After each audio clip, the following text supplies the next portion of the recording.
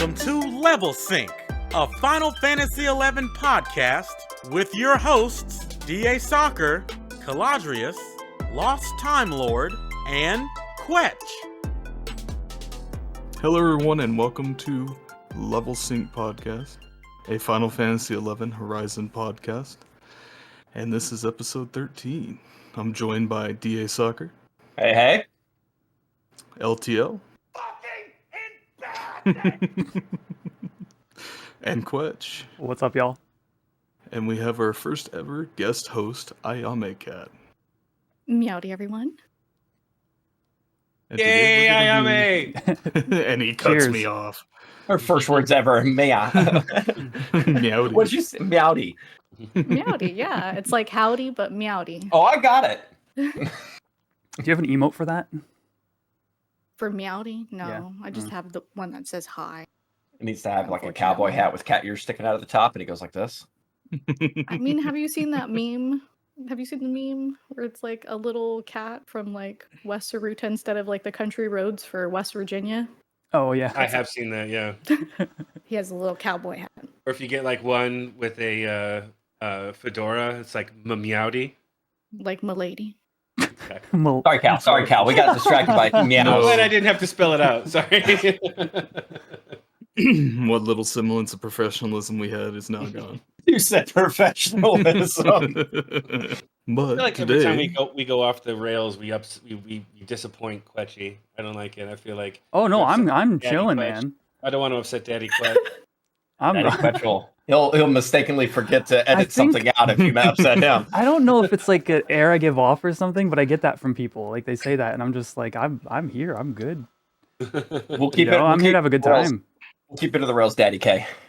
I don't believe you, but thanks for the gesture. I'm more disgusted by the term Daddy K. Yeah, wait a Daddy second. K. Love it. Remember, it's Quetchy Poo. You have any nicknames, Cal? Let's hear them. Come on, No. we're getting mine out there. Stone Cold Caladrius. Clam Ladrius. With those, Clam Ladrius, even though he Somehow I got that by association with DA. I don't know.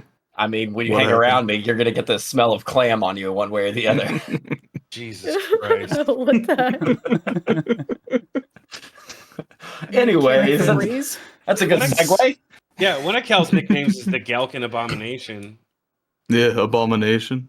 Yeah. That's one. Yeah. Hey, to be fair, Ayame is the Abomination as well. To be fair. A cat abomination, yeah. Sorry, Daddy K. And poor. That too. You're a poor as well. oh. Where's all your money go? You do all sorts of H.E.L.M activities, Cat. No, I don't. Oh, That's a segue. That's a segue. Take the hint. Oh no. But, as we usually do with our episodes, we're going to start with what everybody's been up to. So, since Ayame is our guest, I'll let her go first. I've been leveling my Dark Knight. I hit 30 today because of Eco Warrior. I literally spent 7 hours trying to get my sachet for my RSE, and it didn't drop, even though recently in the patch notes it says that they fixed it because it was broken. So I think it's still broken, and I don't know if I'm ever going to see it. how do you get those? Because in total, you have to spawn it by clicking question marks wherever your RSE week is at. Like, so this last one was in Guskin Mines, and I was there for like, it's 7 hours and about 40 minutes for a whole Vanna week. And you just click the question marks. You can't click it, we found out, because Okami has it. You can't click it if you have it already, but if you're another Mithra, any Mithras, if it's Mithra week, you could click it and you'll spawn an aroma mob. So inside of the Guskin Mines, it's an aroma fly. Inside of the Ordel's Caves, it's an aroma leech. And then in Maze of Shakrami, it's an aroma crawler. And you just kill it, and supposedly, I don't know, somebody looked into it for me. They said it's a 2% drop rate, but I would say it's BIS. It's BIS for like Mithras if you're a thief, and I hit 75 thief like a couple weeks ago. I'm like been trying to get it, been chasing it since like level 50, and it's just not happening for me. And I've spent like probably at least 16 hours trying to get it. So, just Jeez. disappointment. What's on it? Like some dex or something? Disappointment. Is it dex? +1 dex, +1 agility. Okay. So, I would say it's abyss. Other than that, I don't know. Really, not much. The helm stuff. Some clamming. Yeah, meriting. I need to freaking dump my merits. I forgot to do that. I've been putting it inside of like ice and like enfeebling and stuff like that because my main is red mage. We did do gods, the first sky gods that I've done. That was really fun. It was super violent though. It was super violent. A lot of people commented on me gasping because I guess I was very loud gasping when somebody every was time somebody hitting went 0 down really HP. low health, it sounded like someone just like punched your mother in the face. Like, I mean, I'm in the tank party and I'm like helping heal and like I went from like retail being like a main white mage and stuff. So it's like as soon as I see yellow health and then there's orange health and there's red health, I'm freaking out. Okay, I can't I can see can't the stand it. anxiety come back over your face, like you're reminiscing like PTSD from Nam. Dude, it was so bad. It was so bad when we were killing Buyaku or whatever. Like freaking bro, like Snooch was healthy. Snooch was fine. Paladin Ninja had his shadows up. He's doing great. He's doing fine. I'm putting some enfeebs on. Freaking triple attack, he's dead. I was like, he was just alive and healthy and now he's gone. Like, what is going on? We need to change over to a different tank. Holy shit. Like, He was there 1 minute. He wasn't. It wasn't even a whole minute. That's the problem. It was like less than 10 seconds and he was gone. I was like, there's no way. There's no time to say goodbye. No. It was a lot, and it was not just him. It was like all of the paladins. It was hard to heal. I think. I don't know. I was freaking out the whole time. Verity said it was cake, so I don't know what the issue was. well, I mean, like if the fucking tiger is hitting your tank for like 1100, it doesn't matter. It just doesn't matter how quickly you can heal. Like, yep, you're dead. You're gonna Next die. tank. Yeah. Yeah, that's what Byakko does too. He'll kill one and then the other one's like just basically stranded. Unless you have 3. Like sometimes we have 3, sometimes we have 2. Which we did. We had 3. We were lucky. We were lucky. We had 3, but the poor third one was /war. So if it got to him, it was a fun time. Defender and prey. Nerfed it. Sentinel and prey. Yeah. Friggin' what's your SP again? I forget. Invincible. Invincible and hold 30 seconds. You guys are all doing this together, right? You guys are all in the same shell or no? Yeah, I mean, we are all in the same shell. As far as like events go and stuff, there's a kind of a cross shell collaboration thing going on for our events, but at its core, the 3 of us, we're all in the actually the 4 of us. All except for you, Quetchy Poo. DA? We're all in the same show. DA, you joined RFK? No. That wasn't the shell we were talking about. We're all in the same shell, but it's not that one that we're all in together. Clamshell? It's a conch shell. We're well, all what in shell- Cat Cafe DA. Oh. Yeah, we're all in that shell together. I would ask for a pearl, but I have 2 pearls. And then I'd have to equip your pearl and say hello. I would. And then unequip it. And then instantly unequip the pearl. And then by the time we type out, "Hey, Quetch, you're already gone." Okay, well that was fun. Nice Good to see you. You'd be in that pearl as much as you're in our streams. Hey, good time. Been a couple times. That's fun though. What have you That's been up about to, it for DA? me. I am now 72 Paladin. I've been spending, I'd say, the last 24 hours, like in-game 24 hours, last 24 hours, I've probably seeked 18 hours worth on Paladin because there are no parties that I can find at all. But I am let's see, Dynamis. I'm 3 for 5 on Dynamis gear. Haven't unlocked the Glacier. Northlands. Yeah, Northlands, whatever it is. Haven't unlocked those just yet. Should be doing that next week, I believe. Been doing some Sky, which we do Sky, and I did my first God in this Link Shell. And when I say did my first God, I did not call for help on this one, so it's already a better success than my previous shells. I have Bayako's Axe now, which is what I consider my favorite warrior axe. So I went 1 for 1 on that. It dropped both times. We only got 1 pair of kitty pants once. But we're running consistently up there. Love the payout system of RLS, both for Sky and for everything else that we're doing. Dynamis ran it yesterday. We ran Bastock yesterday. We got 1,100 bills yesterday in one Dynamis run. Holy crap. Wow. I got a payout of 43. We got almost 1,000 on our last Bastock, which was on Saturday. Yeah. So, I mean, it's some good money. So, I mean, that's what I'm sustaining myself with, because there's still too many damn people clamming. And when I say clamming, there was a new guy, Worldzilla. He just started streaming recently of 11. And he was like, man, I'd really like to learn about making some money in one way or the other on here. And I was just in his chat, just chatting with him. And I was like, hey, have you tried clamming out? Because I'm the advocate of that. Talked to him. He went out there, and his very first bucket, he got 2 Oxbloods in his first bucket with no +1 gear on it. That's how you get them hooked, and man. That's exactly what he said. He's like, this is how the gambling starts right here. And he was ecstatic about it. But other than that, nothing too special. Just running what I can, getting what I can, trying to get Paladin done. I think Black Mage is going to be my number 3 up. Mainly because I think I want a tank, caster, and a melee DPS, and then I can be versatile from there. But yeah, I'm just happy I got my axe. That's a good pickup, dude. Yeah, Really just invite me to parties, please. I'm always, when I'm on, my flag is up. Just invite me to parties. Give me 75, please. That's all I'm asking for. Help me, people. Help me. You know, it's because of your comment from like episode 3 where you told people to stay the hell out of Gelsba. And they remember it. So Nobody now they're wants like, to party nah. with you. Yeah. Yeah, they're all blacklisting me. That's why I'm not getting invites anymore.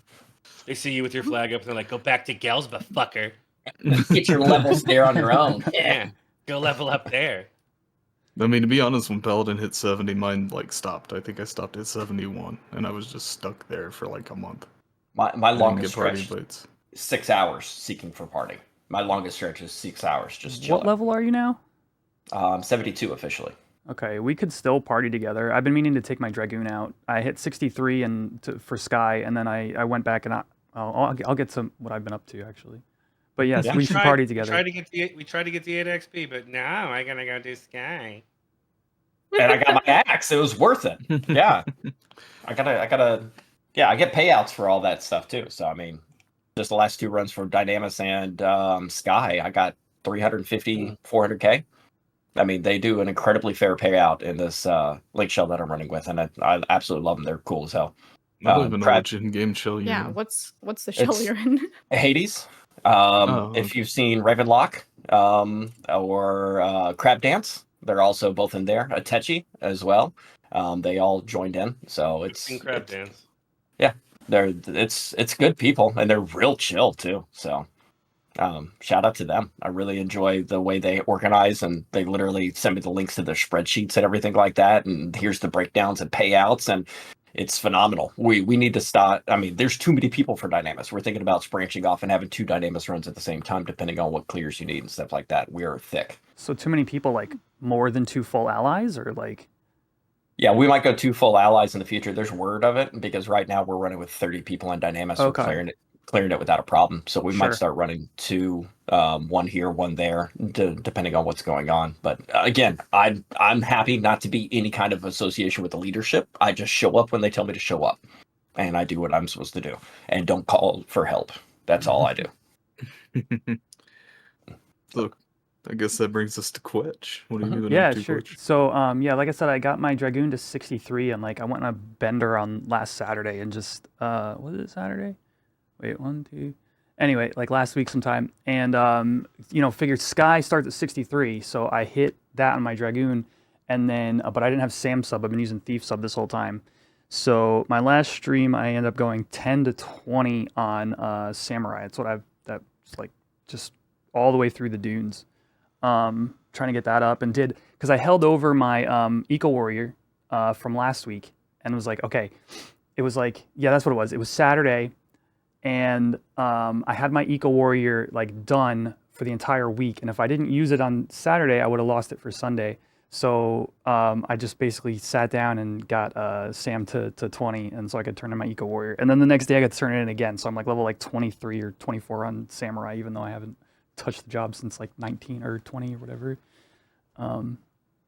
So yeah, been doing that. DA, let's see EXP, man. Well, you still can. Please, just I'm not fucking doing anything. Send me an invite. Yeah, all right. Other than that, it's just been like basic like endgame stuff, like camping H&Ms, doing C. I made a mistake in C, you guys. Story time, gather around, everyone. I felt so bad. What'd you do? I was tasked with holding the virtue from one of the jailers that we killed, the outside jailer. Kat, do you know C much? Because I'm looking at you, I'm talking to you, but okay. Basically, the pop items for Jailer of Love, you kill like tiers of NMs, and as you go, like Jailer of Love requires like the middle tier items, and we killed one of the middle tiers, and it dropped its pop item for JOL, and I lotted it, but I ended up warping before it hit the pool, before it left the pool, and it was like the one person that hadn't passed like got kicked at the same time I warped. So we completely lost the item. Yeah, it sucks because it's a lot of time. Like I know you guys. Some of you have done C. LTL, you've done C. Basically, the amount of time it requires to get to that second tier is like it's like a question mark amount of time, because the one that I had messed up requires Ix Dark, which is you guys might have heard of the one that re-raises like over and over. It can re-raise up to 20 times. Up to 20 times, yeah. Yeah, and like, you'll fight anywhere between 10 minutes and an hour plus, and that's not even including popping it. So like then that has to drop its deed, and then I forget the other pop NM, but then you have to go kill that, which requires running around there as well. Then you go out to the jailer, then you pop the jailer, and it's like a whole thing. And like I just felt like I just totally destroyed like so many hours of Link Shell activity just down the toilet. So way to go. Yeah, it sucks. But we've got a few JOLs banked up for 1.2 coming out. Figure if that's going to be dropping AV pop items, we'll hopefully get a couple and give AV a shot. But like, who knows? Who knows how tuned that thing's going to be? Like, I'm looking forward to mass wipes, but I'll come watch. Yeah, let me know when that happens. Definitely. Send out a message. Stream it? Yeah. Yeah. Oh you yeah, for stream sure. it? Yeah. 100%. Oh, nice. Yeah, and hopefully I'll talk to the LS and get like a day when it's like this is AV day, so I can like schedule in advance and like people will know and be able to come and hang out and watch the massacre. So please ping me. I want to watch because I don't have fucking access to see yet. How far in COP are you? I'm 3-3 still. Oh well, I don't know what to tell you. Join a pug. But It's rough to not have a offered to help static him. for that. Yeah, it really is. We did offer to help him, but you know how DA is, so. He's busy. Busy. That's the word. He's like, just send me an invite. Other than that, just been like, working on various other endgame activities. Oh, I got a riddle yesterday, 2 days ago. Oh, nice. Congrats. Thanks. I tried to say that nonchalantly, but it was our LS's first, and Fafnir finally dropped one, man. We killed it like over 20 times, and it finally dropped, and 6 of us were in the lot, and I just happened to lot the highest, so. Nice. Look at him. Little He's something, blush. something. Oh, a little. That's a damn nice sword. So. Yeah. Wasn't the like standard in era like a Mandau and a riddle? Well, I mean, it would be an exceptionally good combo. I'm currently, testing it out because, you lose a lot of accuracy on Thief because we only have a D in sword skill. So like even with merits, I think I end up with like basically 40 less accuracy than my dagger has. So I'm like working on overcoming that, but like it's already really strong with X's knife, and I'm working on Mandau, so yeah, that'd be a sick combo. I really think. Yeah, I remember that being like the goal combo for thieves back in the day. Yeah, because even through treasures, we were looking. Some friends and I were looking through treasures gear coming out, like the new, like the weapons and stuff that come out in treasures, and like, not a lot of jobs get better weapons than they currently have. Like treasures historically didn't add like too much craziness to like the weapon meta. So like even I'd imagine that combo would even through treasures be just top tier. There's a couple like It's a warrior. damn good set. Yeah, warrior gets like Algol, and then like paladin gets like Haute Eclair. But there's really not terribly much outside of that. I think Dragoon gets Mezrak, Yes, right? that's the like, defense down maybe. Yeah. Yeah. Yeah. That's a damn good pole arm too for Dragoon. But what have you been up to, LTL? As if you don't know. Like, as if I don't. everything I've been doing hasn't been doing it with you. What do you mean you don't? We're gonna edit that out. That sounds saucy. Basically, just doing a ton of meriting. Like, got pretty much full merits on my ranger now. As Ayame said, we did do a whole grip of Sky Gods, which is fun to be able to get back into. Feels like it's been a hot minute since we've done anything like that requires skill, which was fun. Got my red mage to 37 today for my blue mage. Excited. Congrats. Need to go kill my WSNM for my archery so that I can get started on my marksman. Can't believe that rangers still have to do 2. Yeah, hot shot, and what's the other one? I I don't think, know. is it hot shot? That's the one, right? I Or don't detonator. remember. Detonator. Detonator is one of them. Yeah, you're right. And then the other one, I don't remember. Just because I don't want to think about it right now. But I just need to go kill that, and then we'll have that done. Yeah, not like a ton of like really exciting things, but like just doing different stuff and events has been a lot of fun. Actually, being able to like be back into doing stuff, I've really enjoyed it. It's been a long time, like I said. I've had the opportunity to do like things. Yeah, and with the collaboration that we're doing, the dynamics have just been stellar turnouts. Like one thing that was forgot to be mentioned about our dynamics was that in Bastock, we actually killed every single monster in the place. Mhm. Like Full clear. there was Fully nothing left in Dynamis, and we still had like 20 minutes left at the end. Yeah, we walked out of there with like 952 currency or something. We got, I think, 500 or 600 or something. So that's a lot of fun, and I think that the coolest thing for me really is like obviously I gain nothing from Dynamis. I've got all the clears, I've got all of 2 characters worth of full relic. But the cool thing for me is taking like fresh new faces and people who, maybe haven't necessarily not been there, but people who need the gear and like, people who are appreciative of being able to be run through stuff. And on the way to getting everybody geared up to like become a tour de force again, like I'm really looking forward to jumping back into the scene and showing everybody what we've been working on. So really exciting. We've got a lot of really good people to do that with. So I'm excited. It's very exciting. I guess it's my turn now. As far as I've had a lot, so it's gonna take a minute. So I finished all of COP. I know Ayame did too, and she forgot to mention that she finished all of COP in a yeah. completely different static. Oh, different static. Mhm. Yeah. Congratulations. Get yourself a static, man. Show some leg. I'm sure this. He just so disgruntled.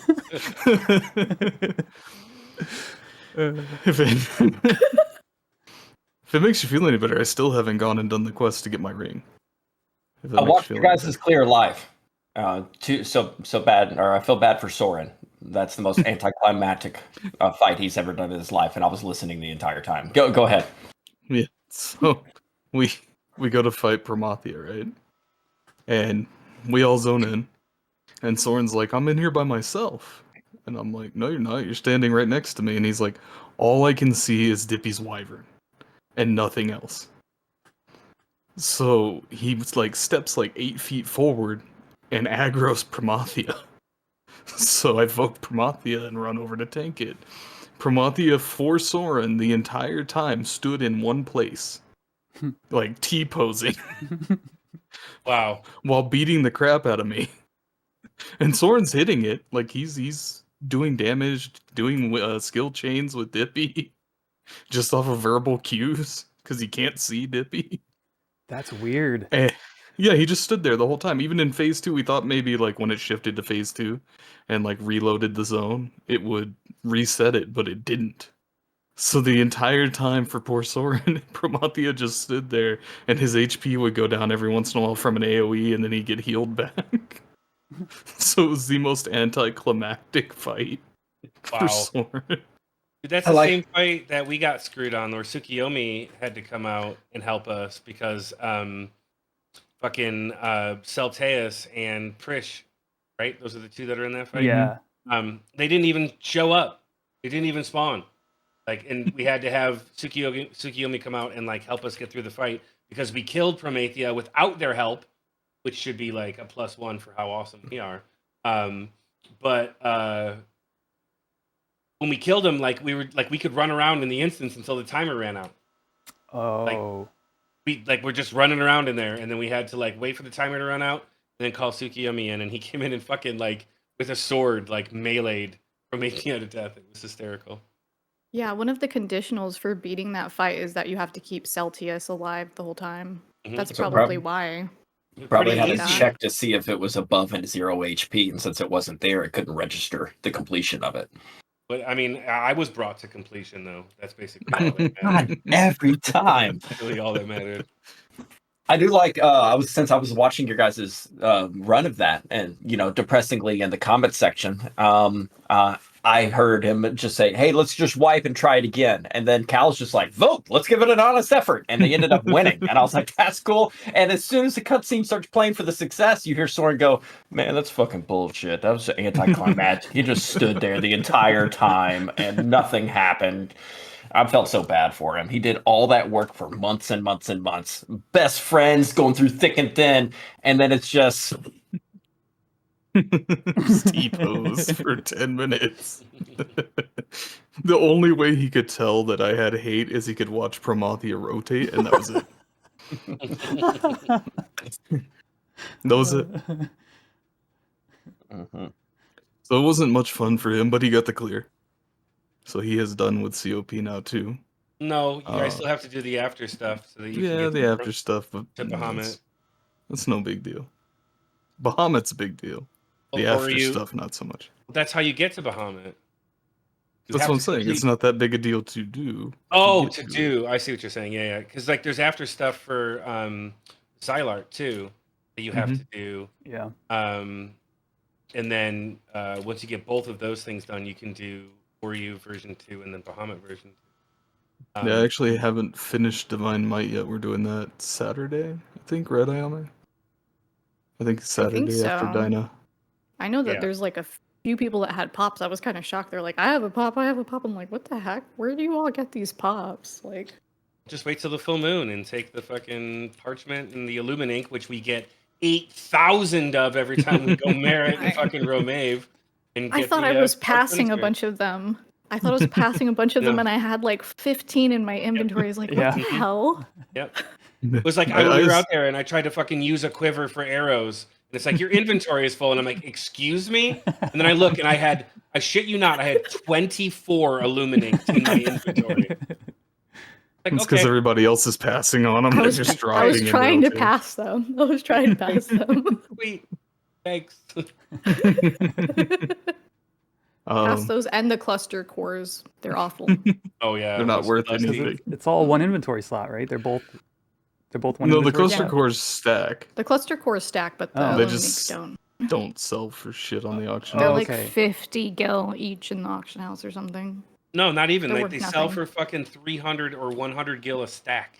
Mm-hmm. Oh, cool. Sweet. I'll be dumping those. And you can't What? vendor them. Oh. Nothing that drops from is worth anything. So it's not exactly you're making any money while meriting in that camp, but That's not true. I think I got The a. fucking pot Ice shards. clusters. Or, Yeah, but they don't drop the not damn the pot shards. shard. The Golem shards. Golem Doll shards. shard. Or Yeah, doll doll shard, shard. Isn't there an add-on you can get that'll automatically pass specific items you put on a list? Nah. I don't know. I had that in Nah. retail where whenever I went and did stuff, it was like items I did not want, like all bullshit items like bird egg, bird feather, and stuff like that. I put all the bullshit items on a list, and whenever it hit inventory, it would auto pass those items. So I never got those in my inventory. There is no approved add-on that does that. That would be Oh, considered. It would be considered automation because the player is not putting in any inputs. Okay. So, Just asking. Yeah. I don't know any better, you know. No, DA. Bad. Oh. But yeah, meriting like crazy. My bard's almost fully merited now. All I got left is the charisma merits, and that's about it. I also, let's see, what else did we do? We did Sky Gods, but unlike DA, we killed Bayako 6 times, and not a single pair of Haidate dropped. Ooh, holy Jeez. shit! It's like a Yeah. 49% drop rate. You got shit And we had on. TH4. Check this. Not We were only one of not two. only not only did no Hayadate drop, but 0 D legs dropped either. Our drops were awful well, what did you get? from Bayako. We got lots A bunch I of those think, axes. we got Okay, a lot of good. axes. A lot of wasn't that the guy who dropped the behemoth leather? A lot of behemoth leather. If that was the one who behemoth dropped heights, it, yeah. we got a D ingot, I think, from him. And then we got D-ing it.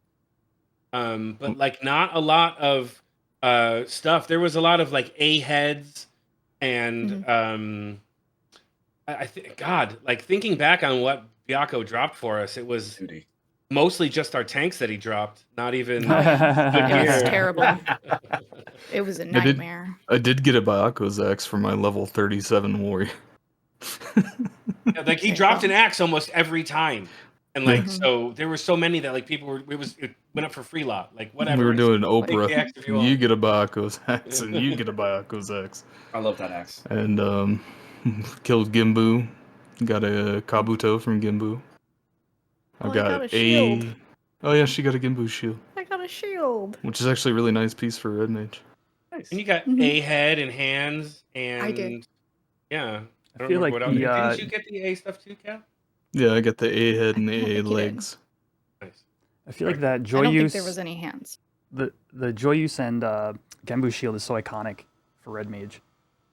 Do you have I was a, like, I should go camp that, and then like one of our paladins was like, oh, I need to get that too. I was like, you go out there first. What the hell? Snooch needs it too. Yeah, that's who I'm talking about. Oh, okay, yeah. It's like, I need it. I And was like, DA "Oh." now needs one. Ha! Let's go. Yeah, I can't wait for DA to track the fucking TOD of anything, let alone Carby. Charby. Did you see me The camping narrowed eyes. the NMs for Cal's fucking staff that he never got? Well, Dude, when bro. I get on an NM, I'm Bro. not getting off that fucking Nope. NM. That one spawns He's like a every dog. what hour? That one you were camping Pit spawned bull. what every hour? Every hour? This. Go ahead. No, come on, go ahead. Oh, I was going to say, what else do you think I'm doing when I'm seeking for a party and not getting one? I can probably go out there and just chill there and not get a party invite. Well, no. Problem is that it spawns once every 24 hours, and even when it's like spawns and dies, like so, after it spawns and dies, like there's an 8 to 12 hour window for which it can spawn again. So once the 8 hours is up, like you can start killing placeholders again for it to spawn. But because it is pure lottery, Charby is pure lottery. When we got whose was it, Kel? Sithius's. When we got Siths. that's right, you're right, because you were there too, Ayame. When we got Sis Joyeuse, it was ready for it. 17 hours from TOD that thing popped. We were in that disgusting cave for so long. Seriously. I got We the were in that Octave Club cave. on retail. Like That was a Sis there 36-hour window, and I got that on retail. I have no problem going out there. Sith We were was in that there cave for so 9 long. hours. Sith was there for 9+ hours. We were in that cave so long that Dippy was there helping us camp it. He Oh, yeah. logged out to go do his 14 raids Yep. for like 5 hours. Logged back in, and we were all still standing in the same spot as when he logged out. And he's like, "You guys are still here?" Yep. I will get a TOD on it every time and give it to you guys. For every TOD I get, you have to progress me 1 mission in COP. Bet? I'm not going back for that. We will help you with COP if you let us know. I was interesting trade. almost to the point where I'm about to pay somebody, be like, look, 100K per person to carry me through all the way through COP. Just give everyone 100K. That kind of gil? You got that kind of gil? Dude, I told you, I'm getting some payouts from Hades, man. They're legit. I'll give 100K. I'll give 5 people 100K to get me through COP. I got to beat Promethea. Bro, for 100K, I will end this podcast right now and let's go do some fucking COP. I'm okay. That's your price? I'm cheap. I am cheap. Quetch. That's you know how much clamming? That's like an hour of clamming, dude. No, it's I got not. a hedgehog bomb 12 today that I hours. got a hedgehog bomb No, today I it's gotta not. pay off. Give me that 100K.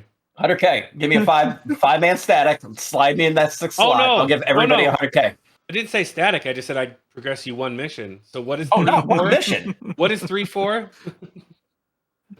That is Diablos. Oh, No, oh 3 yeah. 5 is Diablos. 3.5 is Diablos. Oh, not 100K 3-4's per mission. That's what you said. Cutscenes and farming the chip. I didn't say that. I said to You get said me through 100K per Promethea. mission. Oh no, 100K is nothing. That's not enough. No, that's not Especially nearly when enough. if you do like, is it Tenzin's Path? You go and get the tractor method. You might have to pay somebody for that. Doesn't okay? work anymore. You're already- Line of sight. Really? It doesn't. That's what I was told. Ooh, I wonder. yikes! Yeah, well that Yeah, Hello so out there, everyone that watches Level Sync Podcast. If you would like to be mentioned on the podcast, please get me through Promethea. I would really like that. Wow. What a fucking sellout this guy is. He's like, will. I'll mention your name on the podcast if you get me through Chains of Promethea. podcaster Everybody here's privilege. done with it, and I'm just What a chilling. piece of I shit can't- you are, I dude. can't get Paladin invites. I can't get anything done. I can't. No. Go ahead. I'm done. I'm done. I'm just gonna go get TODs and give them to random people. So this podcast is already like a half an hour, 45 minutes long, and we haven't even gotten to the point of what the fucking podcast is about. I blame We Cal. haven't even gotten there yet. How is it my fault? I don't know. I blame you. The disrespect. But yeah, other than Sky, meriting, and finishing COP, that's about all I've done. Haven't been up to much. Just trying to grind some gil to finish out gear for Bard. I guess now I got level warrior since I got a Byaku's axe, but What did you get for your turn in for uninvited guest today? a freaking EXP scroll. Yeah, Lucky. Me too. You guys are so lucky. I wish Yeah, that's super lucky. I Yeah. haven't gotten one at all. Got Have a you stupid done- tiger's eye last time. Oh, Useless. you're doing uninvited guests, Ayame? Yeah. Yeah. Nice. Yes, yeah. So we got it. I got a Meritet's memoir. But before we move on to the actual content of this episode, hey LTL, how did uninvited guests go last week for us, buddy? If I could leave the Discord right now to show my indignance, like I would. No, okay, look. So uninvited guests isn't the problem. We didn't even get to uninvited guests last weekend. It was those motherfucking Wyvern Drake bitches in Reverne that had it out for your boy. Like, look, those things were coming after me. So like it was crazy. So like the first one, we're like, Cal and I are out there, right? Fucking Summoner and Paladin, right? We can do this. We got this shit. So I fucking send Carbuncle, you suck, on a fucking Drake, right? Send him out, you suck. That's why he came to you, bro. Are you not No, putting he the came 2 and 2 on me. together here? No, he came on me is what happened. Like, I fucking send him out, Carbuncle, you suck. And that fucking Drake was like, nah, bro, I'm coming after you. And he fucking chomped the Taru. He violenced me 3 times, and then I died, okay? So then I had re-raise on like a good little summoner. So Cal grabs the Drake, takes it off to the side, and I fucking use my re-raise. And we're in a good place. Cal's Paladin / Ninja. He's got shadows. We're doing good. I'm resting. Okay, so like, imagine this. So like, Cal's here, and he's fighting the Drake, right? And like, they're having a good time fighting each other. I'm all the way over here, like sitting down and resting, okay? So this other Drake, he's over here, right? And he walks over a little bit, and he's like, And he sees Cal fighting the Drake, and he's like, nah, bro, Taru. And he fucking ran straight for me, through Cal, straight for me, and fucking chomped a resting weakened Taru, who didn't have 3 rays on because I couldn't get it back up in time. So I died, and then this motherfucker that chomped me, right, runs back through Cal, and then just resumes his path. He did not give a shit that I was there. He did not give a shit about the other Drake. It made no sense. It made no sense. So then I'm fucked, and of course, like Cal, like gets paralyzed by this fucking thing, and he can't take it off. So like he eventually, like he gets it down pretty low, but the Drake eventually wins. And we're sitting there, and it's in the middle of the day on a fucking Wednesday or something, and like nobody's coming out there to farm, so we're just basically fucked. And we both release and go back. And we're like, yeah, we'll come back later. So then we go out there today, and our friend Xenofire, who's a real hero of a person, comes out and helps us. And in like, I don't know what, Cal, like 20 minutes, maybe we got 6 fucking giant scales. That's pretty fast. Yeah. We only had TH1. And like we got 6 fucking giant scales. And so Cal and I were able to do uninvited guests. Uninvited guests is the easy part. Like, get out there and it's just like, Ifrit, have fun. Like, do your thing. Show them what you got. And like LTL Cal's out there. Forgot a death. What's that? You forgot the first death when you sick Carbuncle on it. Carbuncle hit it. You told Carbuncle to come back, and it went fuck Carbuncle and shot past Carbuncle and murdered LTL. No, that was the first one I said. That was the first death. No, that's where I said where you suck, and he came back and he killed me. Like, but it bypasses Carbuncle completely. Runs past Carbuncle, beats the shit out of LTL. Did not care that Carbuncle had the only action on it. Nothing. Just beats the shit out of LTL. Oh, right, because there was another death. Because there was the first death. I died, and you weren't even in combat, and you were able to res me. Right. Yeah. So there was a third death. Yeah. Not because it just shot past me with Carbuncle running next to it, and then just beats the shit out of LTL in the corner. When I hear it having like that and just fucking with LTL, all I can think of is fuck has entered the chat. That's what we said.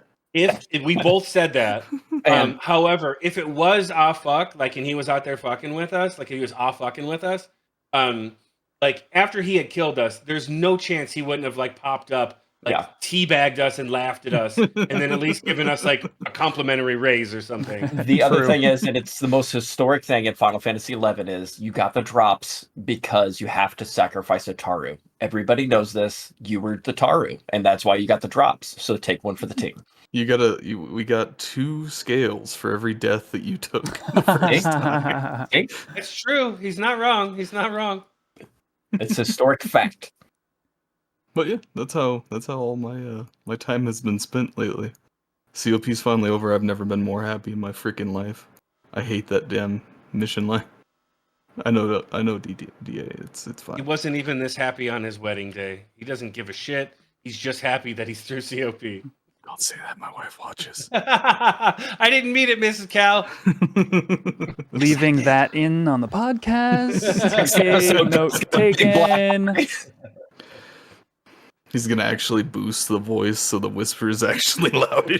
Zoom in on you.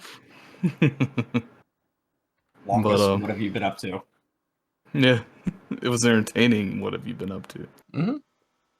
But since we're done with what have you been up to, we can get to what the episode's actually about, which is H.E.L.M. And everybody loves H.E.L.M. I mean, does clamming count as H.E.L.M? H.E.L.M plus digging plus clamming plus gardening. Cal, why don't you tell us what H.E.L.M stands for? Yeah. Harvesting, excavating, logging, and mining. Thank you very much. Just because I'm a Galka doesn't mean I'm stupid. There's one person say it out because there. I was trying to stump you. There's one person out there who didn't know. Yeah, I didn't know what it was for the longest time. I like how he instantly points it to me, though. He's like, hey, what does that mean? You're the host.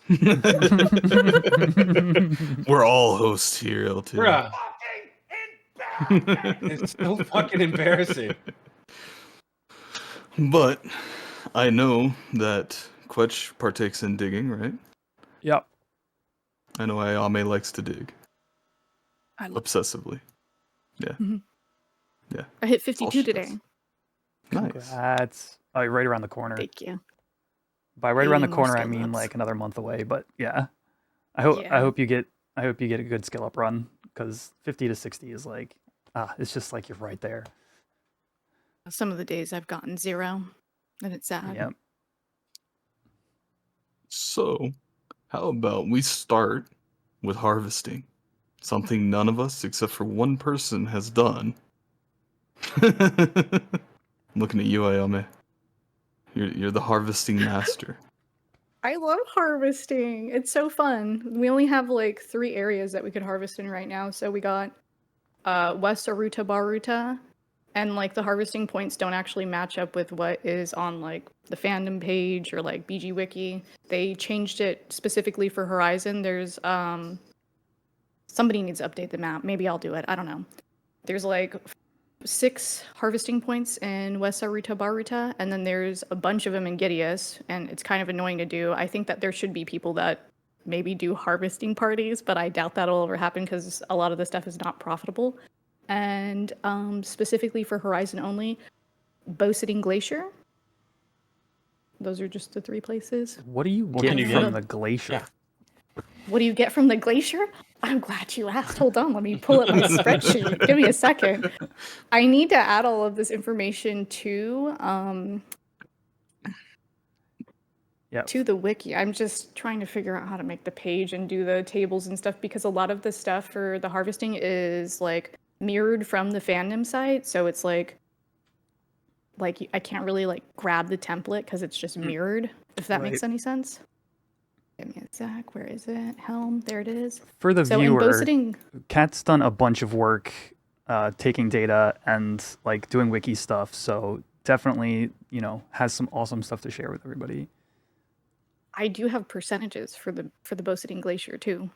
And I know all of the stuff. I know there's 11 spawn points that you could go and harvest from, and they're not called harvesting points there because there is a character limit for Horizon, so it's harvesting point. There's a T missing. Yeah, That harvesting sounds point. familiar. Is there anything else that we interact with on a regular basis that might not have enough letters in it? My memory's a little clusty. I got some clusty in my memory. It's a bit of a musty clusty. I can't seem to get it figured out. There's those ones, and there's lizards too. That's missing the D. Lizard. I hate when lizards miss the D. It sucks. Poor lizards. My favorite is Like the a few added ones. Orcish Curse Max, because it's supposed to be Curse Maker, but it just Oh, ends with a yeah, K, so it's the Curse Max.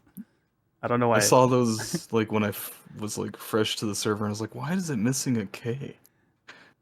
Yeah. So what do you need to harvest? I've never done harvesting. Tell me about it. Sickles. You need sickles, and the way that it is on Horizon, it's been buffed. Do you still have that page up, Cal? I'm not sure if you Yeah, I do. do.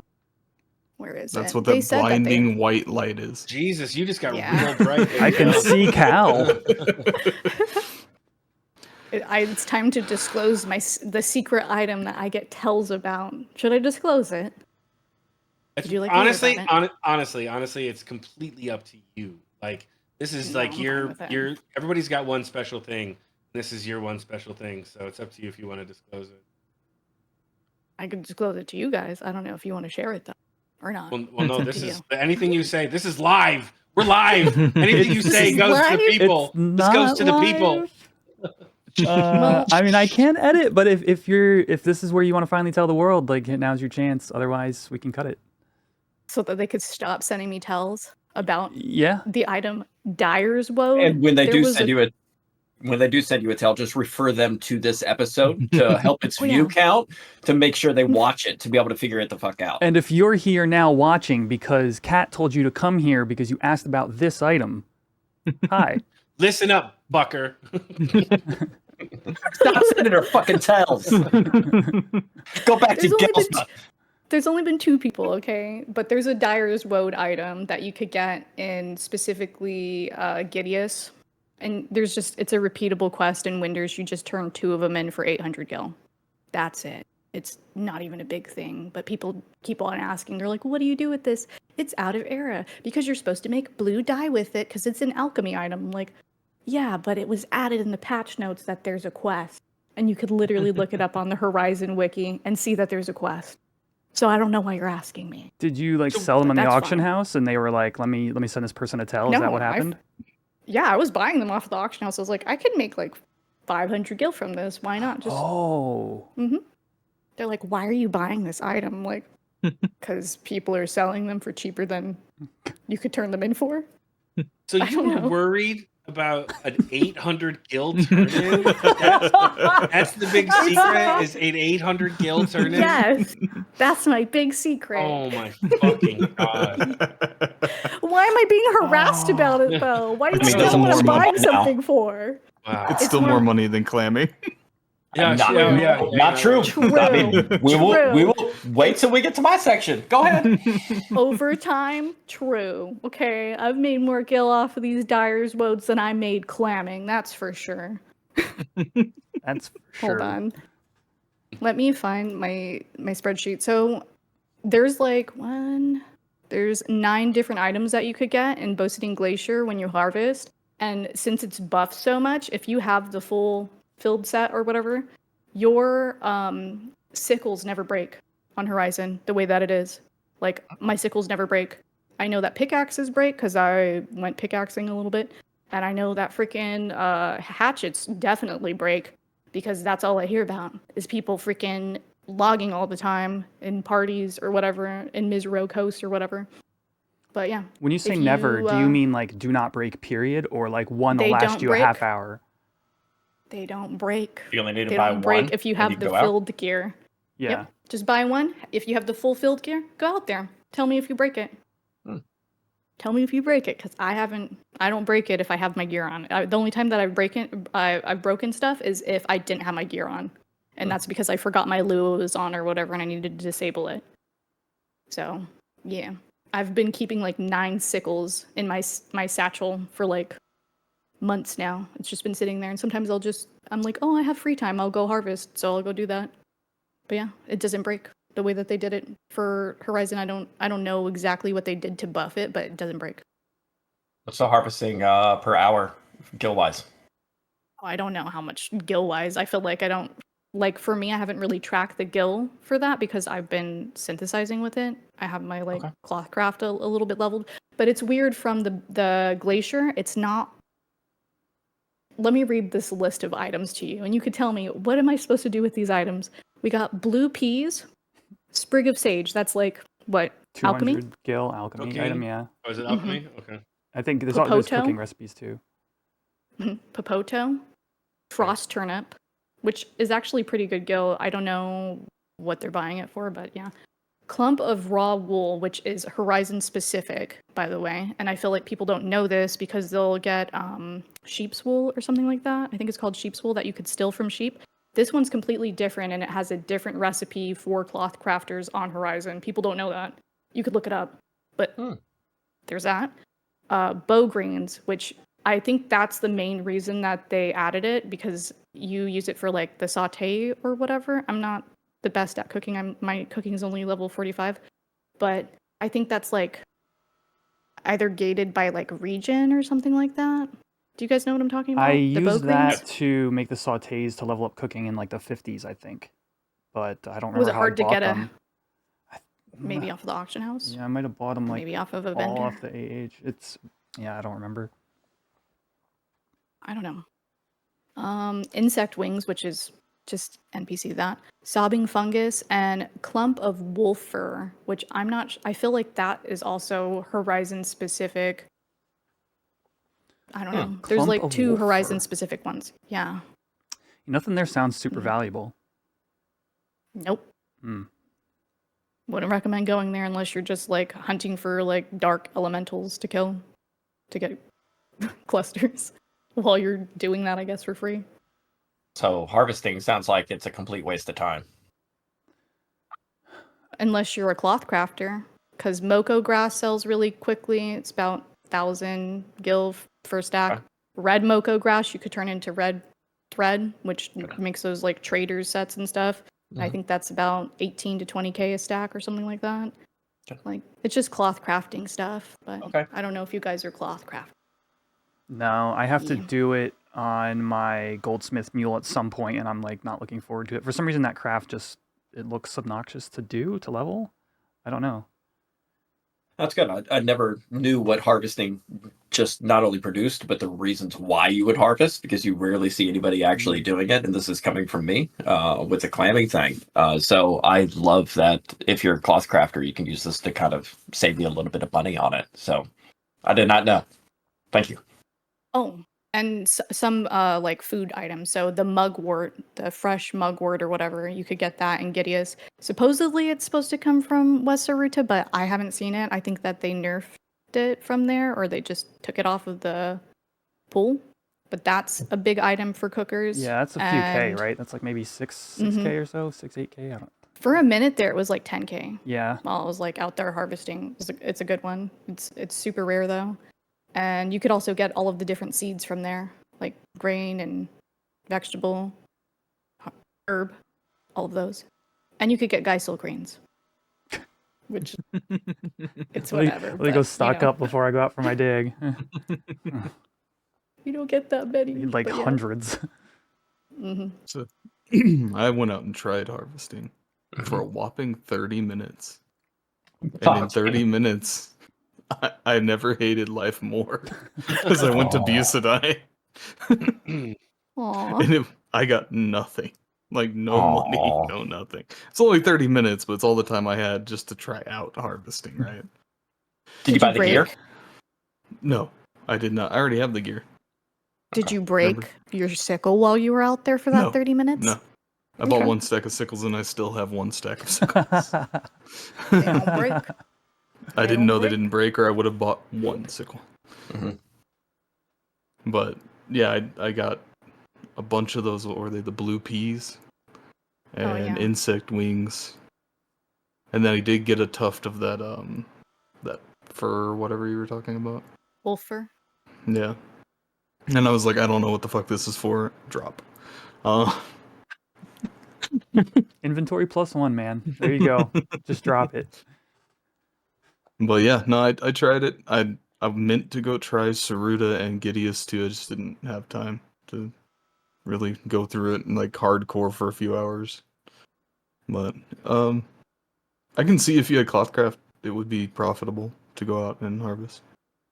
Like you could convert it into cloth and then just sell the cloth, or just make whatever you need to make with it. But the time to like gather it, craft it, then craft whatever you wanted to craft doesn't seem like it outweighs the actual time investment of going and getting a decent amount of it, in my opinion. I hear a 3 out of 10. That's what I hear. Ayame's hurt. It's my favorite one.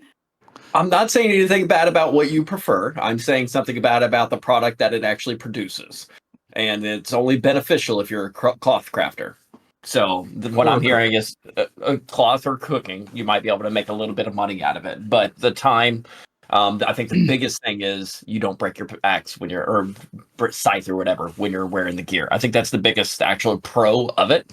But yeah, 3 out of 10 is what I grade that from you guys' review. Thank you. DA Yelp. Usually when I'm in Gidea's harvesting, I'm on my thief and I just kill bees the whole time. I usually leave with several stacks of beehive chips, so it's incentive. That's why I say 3 out of 10. You make more money from the bees that you kill than you do the harvesting you're the reason they are for. All right. What do we got next? So next up is excavation, something I completely forgot existed in 11. Like, at all. Yeah, until we started talking about this episode. Yeah, I had funny. completely forgotten it was a thing. At all. So I had seen people doing it. I went up to like Zolotl camps a couple times. I had a H.E.L.M member who was like really wanting to camp that, and would like pass by the spots. And one time I saw somebody hit it, and they were there for like a while, and I was like, maybe there's something to this, and didn't get around to it until doing research for this podcast. But I believe, once again, Kat, you are the person who's done a lot of excavation here today. Not that much. I made that up only then. in just only in Taranki. Okay. So it's you. Tarangi and maze. So I have done the most excavation of the people in this podcast. Probably. I haven't done it in Okay. Atoa Chasm. Is that what you're talking about? I haven't done it there. Yeah. It's too scary for me. And it was like that was part of the process for me. So I went out probably about 45 minutes or so, trying out excavation and hit Tarangi. It's kind of interesting because you go into Tarangi and then where you excavate is right near the entrance to the maze. And then in the maze are excavation points along the way to Ottawa Chasm. So from all the different activities I've done like these, it was actually kind of really streamlined in terms of like how you get from point to point. But my experience actually doing the excavating was like I broke a lot of pickaxes and I had a full helm gear on. I don't know how much mining goes through. Like I must have been through a pickaxe like every 1 to 3 hits. Is mining similar to that? Yes. Not that Yes. bad. Not that quite bad? that bad. Oh, No, I've it's got some bad. experience from the past few days, and yes, Okay. can confirm. So it's basically mining. You bring a pickaxe and you go to these bones on the ground. And like I said, if you just go to the entrance of Maze of Shakrami, you can try it for the first time in Tarangi Canyon. And I found the items there were like of okay value, like turtle shells, some of the colored rocks. I can't remember the other items off the top of my head. Giant but, like, femur. Giant femur is another good haul. Chicken bone. Yep, got a couple of those. But I felt like I was, even with the full helming gear, wasn't quite making the gill to what I was getting while I was there. Was that your experience too, Kat? While you were excavating Tarangi? I don't. It's okay. Again, like when I was most of my excavating, I was like honestly getting like earth clusters and wind clusters in the maze. And there's Okay, like nice, actually. probably maybe like 4 locations that you could actually get them in Tarangi. So in the northwest, like uppermost corner, in the southwest corner, near like just south, a little bit south and just a tad bit east of the crag, and then right next to the Maze of Shakrami, you could go and excavate. In all those places, there's bones, the big bones that you could go and. Yeah. So, I just did that spot, and then I went to the maze, and I hit a spot along the way because my goal was to go to Ottawa Chasm because I really wanted to know what was going on up there that people were so interested in. And I got like a petrified log along the way, so that's pretty good gill. It's like 3.5K or something on the auction house, and got that pretty quick. So if anybody has a list, feel free to say something. But I feel like you might actually make a little bit better gill in there. And just like the other helms is like kind of the higher level zone you go, kind of the better your gill payout. But then ended up in Ottawa. I found, so like you got Ottawa, right? You've got the poisonous plants, you've got the underground antlions, and as I found at the end of my run, also at night you have the undead. So all of which can be mitigated with sneaks, other than the poison stuff. I'm a thief. My white mage is 14, so I use silent oils. Don't get me wrong. And I dodged the poison plants and managed to find one excavation point and got like some like colored rocks or something. Didn't get anything great. There was no other excavation points back to the beginning, all the way to where I was, all the way up the whole side, leading, past Zolotl up to the E&M area. So I don't even know where the other spawn points are. I'd probably have to look that up if I wanted to take it seriously. But my over by sneak where war, Tiamat spawns. I looked up. Okay, I looked up there. They must have not been up at that moment. My sneak war, and I didn't realize, and then 2 scorpions aggroed me. And then, so I zoned them at the E&M. I went to come back, ended up soloing an earth elemental. That brought me in the yellow, which the undead aggroed me, and then I perfect dodge and warped out. So my experience there didn't exactly pick up what the value of the items were. But I will say not seeing a second point all the way up that whole side was like, it's probably just a learning thing. Probably just got to learn. There's probably people who really know the strategies out there. And if you do, post a comment down below if you're watching on YouTube. But man, there's so much stuff to dodge. And especially I wouldn't go out there if you didn't have your own sneak, for sure. Otherwise, you're just sitting there throwing the little bit of gill that you made out the window the whole time. Yeah. Sounds like it. I mean, I've heard there's wyvern scales out there which do sell like for like 4K or so. That would pay for, you know, kind of almost your stack of oils if you get at least one of them. But still, it's just it's obnoxious if you don't have sneak. What's the best item you can get? Is that the wyvern scale the best item you can get? Does anybody have a list of excavation items pulled up? Is there like a wiki entry? Does anybody know about? I have no idea. All right. Well, I would say just knowing bonecraft in general, there's really not much more that's more valuable than that, except those skulls maybe that drop in Dynamis, the colossal skulls, and I don't know if you can excavate those or not. So, but otherwise, I don't see that on this list. Yeah, otherwise bonecraft really doesn't have many mats that go that high. It's kind of one of the cheaper crafts. You said that you got that petrified log from there? No, from Maze of Shakrami. Okay. Here's the list here. I don't know how accurate it is. It says bone chip, chicken bone, bat fang, lil worm, scorpion claw, scorpion shell, antlion jaw, cactus stems. Is that Those are gardening. Gardening. Yeah, is that in here already? Cactus And Horizon? stems, do you know? Yeah. I don't know. I don't know. I'm standing in an auction house. I can look. Hmm. What is it under? It would be under others. So And you're then saying high quality scorpion shell and colored rocks. So you're saying they don't list it for the maze? They don't list petrified log? No, that was for Atoa Chasm, but no, the log. Sorry, thanks for providing that list because I didn't hear wyvern scales on there either. The log came from Shakrami. I don't see wyvern scales on the one for the maze either. Bone chip, bat fang, lil worm, giant femur, scorpion claw, scorpion shell, petrified log, colored rocks, and silica, which I feel is out of era too. I got one of those and I NPC'd it for like 300 gil. The silica? Oh, it is. It is inside of era. Let me see.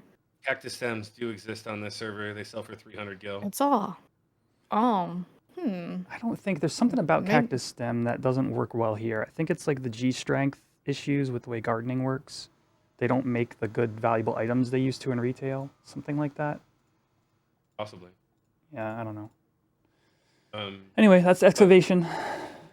Oh, I had another thing to talk about for harvesting because I feel like a lot of people don't know about it. Is that when you're in the jungles, both Yoder and Yatunga, is that how you guys say it? Yeah. Yes. If it's raining, there are harvesting points in there. They'll only appear when it's raining though. There's a conditional in the code or whatever. And they're always underground, like in these tunnels where there's like fishing holes. And usually you won't see them unless it's raining, and you'll see like little mushrooms like pop up, and then they'll have the harvesting point on them. It's all just mushrooms though, so like I have a little list. That's but really I don't cool. know. I'm gonna have to go look because I like little details like that.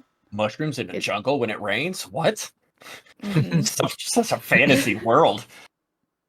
I've only gotten certain mushrooms from there. I haven't gotten all of them yet because I can't catch it when it's raining all the time. And then it'll stop raining and I'm just standing there with my freaking sickle like a dumbass out in the jungle like, is the rain going to come back or no?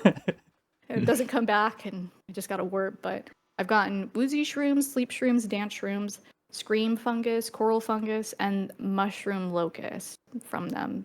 But I read somewhere that you could get the king truffle. And I've been trying to get it because that one's like 5K. So that's just my little spiel on jungle harvesting. Weren't you originally harvest when it rains? Weren't you originally out there trying to get puffballs? Isn't that why you were originally doing that? I was trying so hard to get puffballs. I didn't get a singular puffball. The only puffballs I ever get are from digging. You can go kill the trees. Go kill the trees in Jugner with your thief. You'll get puffballs. Do they? Do they drop them? The trees in Jugner drop puffballs. Did you need them for alchemy or something? Why were you looking for them?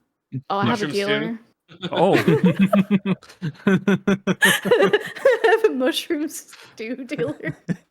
I just have to provide him with puffballs and about 2,500 gil. He gives me a mushroom stew. 3-hour food. Really, really good for healers. She's addicted to mushrooms too. It's like Mind Plus and like while healing MP, I think. It's been a while. And like MP maybe. And minus enmity. Yeah. If you've ever hung out with Ayame and like partied with her when it was time to eat food, you would swear that she was like the kingpin of some sort of mushroom stew fucking like syndicate because like he pushes that shit so hard. Like, hey, you had a mushroom stew? You need a mushroom stew? Hey, you ever heard of this mushroom stew stuff? Come on, it's really good. It's really good. You want some? I got some in the van. I usually have a few of them. Man. I usually have a few of them in my satchel. I'm like, there'll be like a healer that we meet, and like while we were like leveling thief or anything, or when I've done COP and I've met somebody and we've been double red mage, I was like, hey, have you had mushroom stew before? And they're like, what are you talking about? I'm like, mushroom stew? No, you never had it before? We could get unique mounts in this game. We need one for Ayame that is a white van written on the side that says free mushroom stew and like really bad spray paint. That's what I do that to them. I'm like, I'll give you this one for free, but if you need more, hit up Stoic. Hit up Stoic and tell them I sent you. And then she gets a discount on her next badge. Yeah. Like a pyramid scheme. She's putting them on her upstream. I need those mushroom stews. Now we're gonna move on to the best helm, which is logging. That's what I hear. You can't even like dispute it I'm not gonna because say anything. elm logs, oak logs, petrified logs, and mahogany logs all sell for a shitload. Genuinely, they do. Everything else Everyone's is a kind of fucking crap. woodworker on this fucking server. But I've logged God only knows how much. Like pretty much that's my main source of income on Horizon is logging. If you've seen me in game, I'm probably either standing in Juno or I'm running in circles in Miserix from tree to tree in a logging party. Shout out to Quinn for always having a logging party in Miserix. Wait. How do you pronounce that zone's name? Miserix? Miserix? Miz whatever. Okay. Leave me alone. I'm only from Louisiana. You'd think I'd be able to pronounce a fucking... I'm down there in French. Miserix Coast. I like to get my logs down in Miserix. I despise you. Let's go farm some more Drake skills. Anyway. Wait, did you say so you're from Louisiana is what you just said, right? Mm-hmm. The home of New Orleans Uh-huh. and the French Quarter. Uh-huh. And you are talking shit about like the way a French word is supposed to be pronounced? That seems a little ass backwards, buddy. Fucking enjoy your time in Miserix. I hope LTL fucks up saying something. It'll happen. But I'm pretty much constantly logging. I know Cythius constantly logs. I know Ayame's logged a lot. Actually, that's how I met. That's how we met. I was logging. And Gelsba is suffering. Mm-hmm. Is Gelsba I any was good? barely trying it out. So It is pretty Gelsba good. is good at low level because Gelsba has, I believe, it's a 6% drop rate on. You don't own Gelsba, DA. Contrary to the comment section of episode 2. But it has like a 6% drop rate of elm logs, right? So it's not anywhere near like Miseros. You happy now? Yeah, yes, I am. Thank you. It's not anywhere near Miseros, but all the nodes are condensed into the first little area when you run into Gilsba Outpost. It's just the little first open area you come into. Like you're gonna go into the caverns if you go left or straight up. And they're all like centralized in one spot. So you can basically just stay in that one little area and run around. I think it's 4 nodes total that bounce between. But it's only got 6% drop rate, so on average when I was doing that I was getting maybe a stack every hour and a half-ish on a good day. Like on a good logging day. So it's alright if you're low level and that's the only place you can go to go logging. That's a great place to go do it. Nothing else that comes from there is worth much of anything. Comparatively, I mean, again, if you're low level, it might be. It's not bad if you're low level. No, it's not, because you can even NPC some of that stuff for like 26 gil each, 16 gil each, and you're still making money, right? It's not a waste. Yeah. Because hatchets are freaking expensive no matter what you do. You can go to Carpenter's Landing, which I don't think a lot of people know, and go to the merchant that is in the Carpenter's Landing entrance from North Sandoria, and buy cheaper hatchets there than you can inside of South Sandoria. Like, I think they're about 120, 150 gil cheaper each. So Saves you a K every stack or whatever. Yeah, it's not bad, and it also depends on your fame and all that. But so that's what I do. I run out there real quick, buy like 10 stacks of hatchets, and then leave.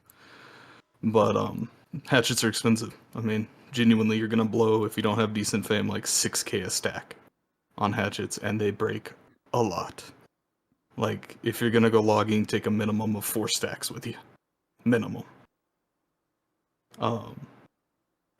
But once you get to higher levels and you finish promies for COP, you get access to Mizero, which actually has, I think it's a 11.5, 12% drop rate on Elm logs, I believe. So there I average about 2 stacks an hour at anywhere between 40k and 50k a stack, just depending on which way the auction house is leaning. So, for example, right now, Elm logs are 47k a stack. Yeah. Mm-hmm. Yep. On the Phantom site, it says 11.1% for Elm logs. I was in the neighborhood. Yeah, that's really So close. it's almost double what Gelsba is. There's also the option of going to the jungle.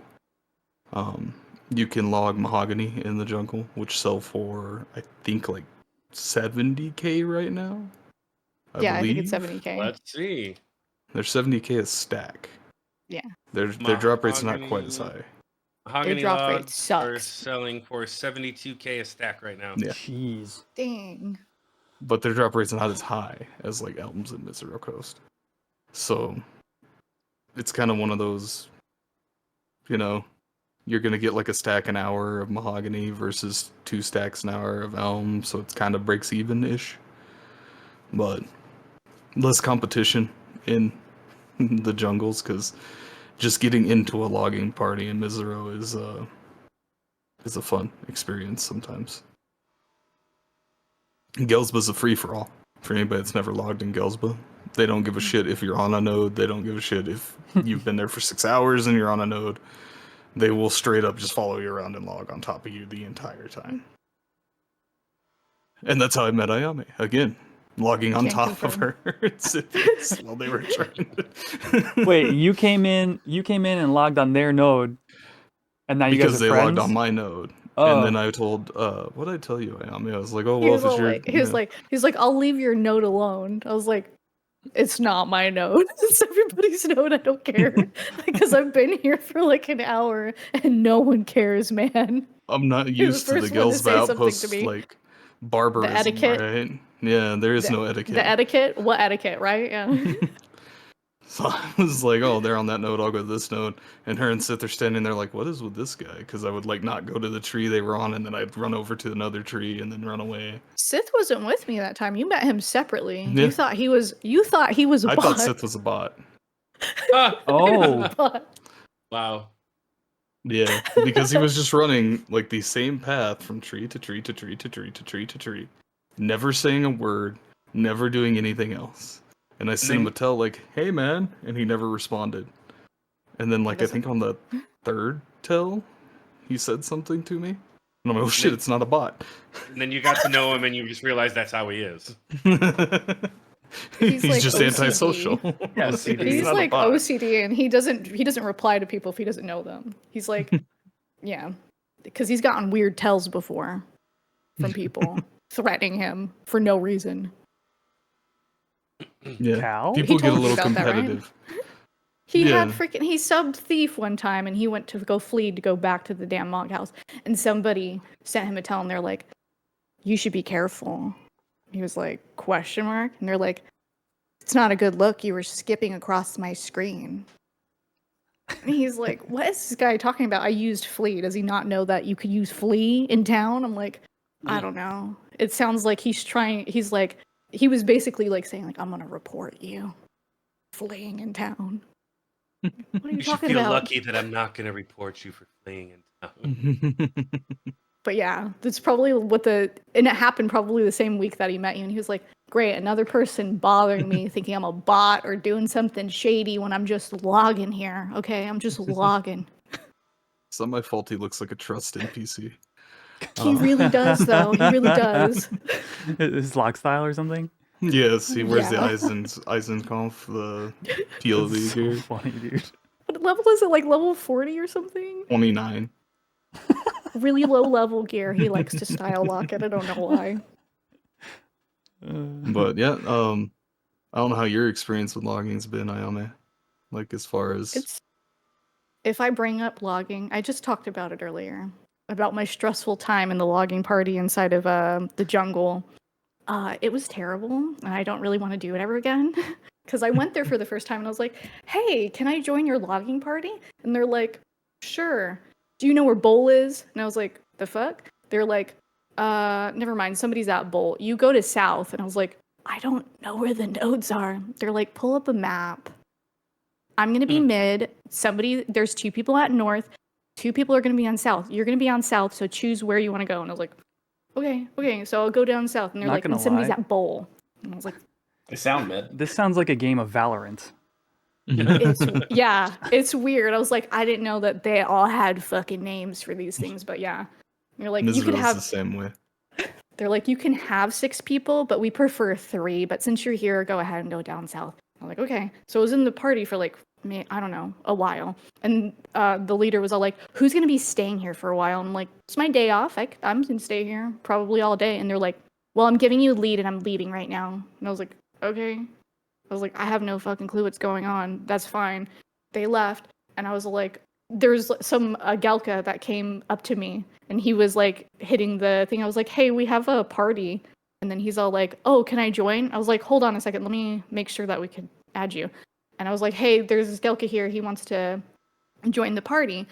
And like somebody was like, somebody's been waiting an hour. And I was like, no one told me. I didn't even know. We've had this spot free for like 40 minutes and you didn't say anything to me. And they're like, yeah, but this person's been waiting an hour. And I was like, you saw we had an open spot. Why didn't you say anything? And I was like, I tell the guy, I was like, hey man, it seems like we're full actually. So I don't know if we could get you in. And he's like, it's because I'm a Galka, huh? I was like, no! Yes, actually, yeah. Ayame is over there like, one of my best friends is Galka. I was like, I have no problem with Galkas, what the hell? He's like, yeah, all they say is no space for me. And I was like, I'll give up my space for you. I kind of don't even want to be here anyway. It's like, there's too much going on where I have to manage these people, and they're like, put a slash in the chat if you got your node cleared or whatever, so that we know that you're there and you're not AFKing. I was like, gosh, there's too much like weird party politics, situations, names, and things like that out in the jungle. I was like, I kind of don't want to come back here again. I'm not going to come back. I don't want to manage a party out there. I don't know what's going on. I need a teacher. The teacher ditched me. I don't want to be here anymore.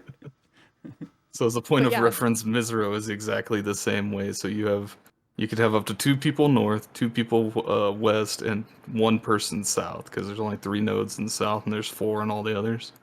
So usually you can have up to 5 people, but people prefer 3 to 4, because then you get each one has all the nodes in an area. So when you join a party, if you join late, you're gonna get the southern north node, and it fucking sucks. Because it's the 2 furthest apart nodes to run to. I know from experience because I get on late. But that is normal, like what she's describing. They expect you to know where the nodes are, what each node can do, like where each node is and what each zone can hold, and where you need to go. But usually the party leader will be like, hey, we have room in north or south or whatever. It's a very like political thing. Yeah, you get assigned a gang turf. Like that's what it sounds like. Stay in your zone. Don't be looking at my zone. I autopiloted one time and ran past my node and hit like this other guy's node, and he was very upset. Like he was very upset. I'm like, sorry man, I was watching Netflix. My bad. It's like, I'm reporting you to the party leader. How dare you? But yeah. Logging is very profitable if you're willing to put in the time, because it sometimes sucks. Like, it's all RNG, right? So, if you're willing to put in the time and put up with the parties, you're great. If you try not to put up with the parties and just log on top of people in, like, Mizero, you're probably not going to get much, because they've already got it logged down. So you might as well take a number and wait.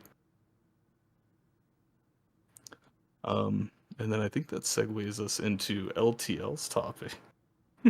Well, geez. Which is mining. Wait, Yeah, was it so just LTL and I? Go ahead, LTL. Go ahead, take it.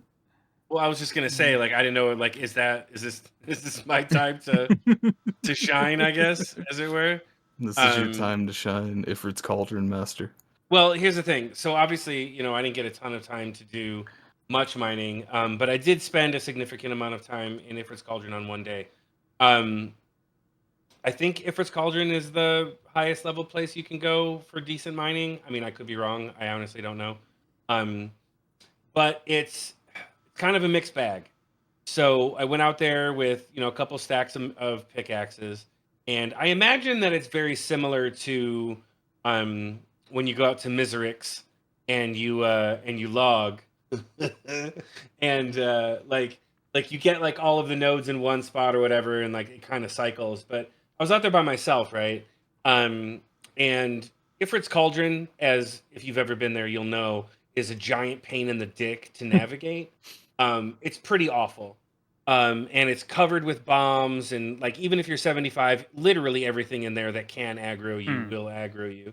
And if you're a magic user who wants to like keep your sneak and invis up, the bombs are very prohibitive when it comes to that. So I did do a fair bit of mining. I found, all in all, I would say over the course of about 2 hours, probably found 20 nodes. Some of them were in the same place, but like because it was just me, I had to like run all over that place. I saw some places in Ifrit's Cauldron I've never seen before. Just purely by running around, you know what I mean? Like, because I didn't know where I was going. I mean, I know the zone somewhat, and I know where like things are, how to get to certain places. But like I've never tried to get from like one place to a different place on the other map. Because you can enter from the two different entrances, but from the inside, you can actually get to the other door. Like, like if you go in the right door, you can work your way to the left door from the inside and vice versa. So I did a bunch of mining in there.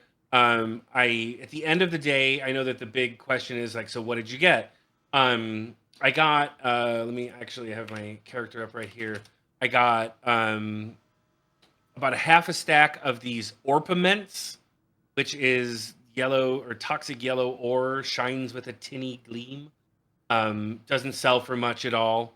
I got almost a stack of iron ore. I got a couple of sulfur, iron sand, and I got one dark steel ore. And to be, completely clear here, I don't have any of the H.E.L.M gear.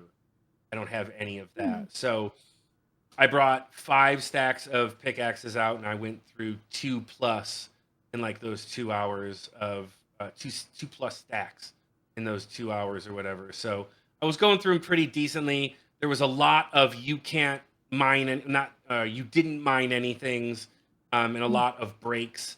So it almost feels like, I know that there's not, but it feels like there's like leveling up to be done with mining, because I don't know how else like to mitigate all of the you just straight up didn't mine anything. Oh, and flintstones. There were a lot of flintstones because they were the modern Stone Age family. But those don't sell. Beautiful. Those don't really sell, obviously. So I guess if you know where the mining points are, and you're able to like reliably get dark steel ore, that could be worth it. See, it could be worth it for me because if I can get reliable stacks of dark steel ore, I can have that ore turned into ingots and then turn those ingots into dark steel bolt heads, which I can then turn into dark steel bolts, which sell pretty decently. And I can make those pretty reliably. But as far as like the variety of things that I saw, unless you have a way, like I said, of reliably getting those dark steel ores, because even iron ore sells for less, is like right around 9K a stack, and I almost got a stack. It just doesn't really seem worth your time. Like if you have the H.E.L.M gear and you have some pickaxes and you're running out to like Vuivra or Ash Dragon, or you're going to farm like Hurricane Wyverns or something, or you're looking for Tarask, and you're on your way, you stop and get some nodes. I just don't see how else it's worth it, because the other big thing, and I kind of touched on this before, is the fact that there's fucking bombs everywhere. And while you can keep your sneak up like while you're mining, which is good, obviously. Casting that sneak is a bit tricky. I mean, there are plenty of places that you could do it. And they do seem to kind of keep some of the nodes away from the wandering bombs, but without sneak in that place, you're done. Mhm. You're not going to continue to mine if you don't have sneak, because you'll be fighting everything in that place. So if you didn't have the ability to cast sneak, this is much to like Fletch's point earlier about being in Ottawa for the excavation. If you don't have a reliable way to keep sneak up, you would just be chewing through oils, and it would not make the time spent worth it at all. Because let's say even if you knew what you were doing and it was like equivalent to what Cal was pulling down, and let's say that in an hour you can get 2 stacks of dark steel between 6 people out there or whatever. I mean, that's still like 110k, or they're selling for like 55k a stack for dark steel. It's 110k split between how many people you've got there, minus the cost of your oils and the cost of your sanity. So unless I'm missing something, and you can comment below, please do. If there's another place you can go mine, I'm waiting for like Mount H.E.L.M. Like that'll be a great place to mine. I think you'll get some good stuff out there. I mean, everything's hinging on treasures, right? But unless there's another place that you can go that I'm just completely missing, and I'm just not thinking of it, and LTL, you should have been there. You can get, adamantium or whatever. I don't fucking know. Then I just don't see how it's worth it, to just go do that. Again, if you're supplementing doing another thing, if you're there, farming Tarask, or you're farming, you're there with your Bonecraft friend and you're farming for some reason, rare EX, wyvern skulls, you can supplement by doing that. But I would love to be proven wrong, because it's it's kind of a chill thing to do, especially for somebody who can cast sneak and is somewhat decent at avoiding the bombs. It just didn't seem worth it to me. Zone is way too big. If you're there by yourself and you have to try and find all those spawn points, and B, the monsters that are around, the bombs specifically, the fact that they aggro magic just kind of ruins the cool. But it is like I said, it can be chill, and I wouldn't mind doing it if it made more sense. But for my couple of hours of experimentation, it didn't seem worth it. Did you say animanium? Adamantium, yeah. Okay, just wanted to make sure. I immediately I was like, oh my god, Marvel and DC and everything started going through my head all of a sudden. Schnick. Unobtainium from Ifrit's Cauldron. Yeah, yes, unobtainium. Right? Vibranium comes out in treasures. You did have a chance to get Adam ore there, though. Mm-hmm. And or Calcum. Mm-hmm. In Ifrit's Cauldron? Mm-hmm. Mm-hmm. Oh, so then my luck just sucks. Yeah. Well, you didn't have any of the gear. So that's a large portion of your pickaxes breaking, your percentage of drops, and you're constantly swinging and not getting anything. I thought comes from that. I thought the gear only made it so your stuff doesn't break, doesn't increase your chances of drops. It doesn't increase your chances of drop. It literally just says improves. What does it say? Improves harvesting results. Yeah, improves the results of it. So, AKA, you're not going to see. You cannot harvest this point. You cannot excavate anything from here. You'll see less of those kind of things. They're still there. Yeah, you'll see them, but they'll be less. And your pickaxe won't break continually. Mm-hmm. Yeah, I guess if I went up there with other people, it would be cool. I was going to say, I wonder if they do mining parties for Ifrit's Cauldron, because they do logging parties. They used to. Okay. Like I said I don't before, know if people they're still do. they freaking Pharos. I don't know. I don't think he plays anymore. But there is a YouTube video that he put up. I don't remember. When I started Horizon, it was all the way in March, and I was just watching. I was just consuming content for Horizon, and he had a video on how to do a mining party in Ifrit's Cauldron, and there's this freaking map specifically. 1, 2, 3, 4, 5, 6 about. Is it each So, colored a whole path? party. Yeah. Okay.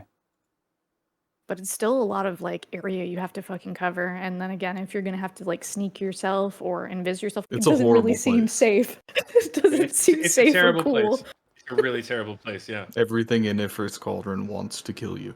Mm-hmm. Mm-hmm. Even at 75, everything wants to kill you. Except for the bees. The bees are remarkably tame for some reason. They're cool with you being there, but everything else wants to kill you. But yeah, I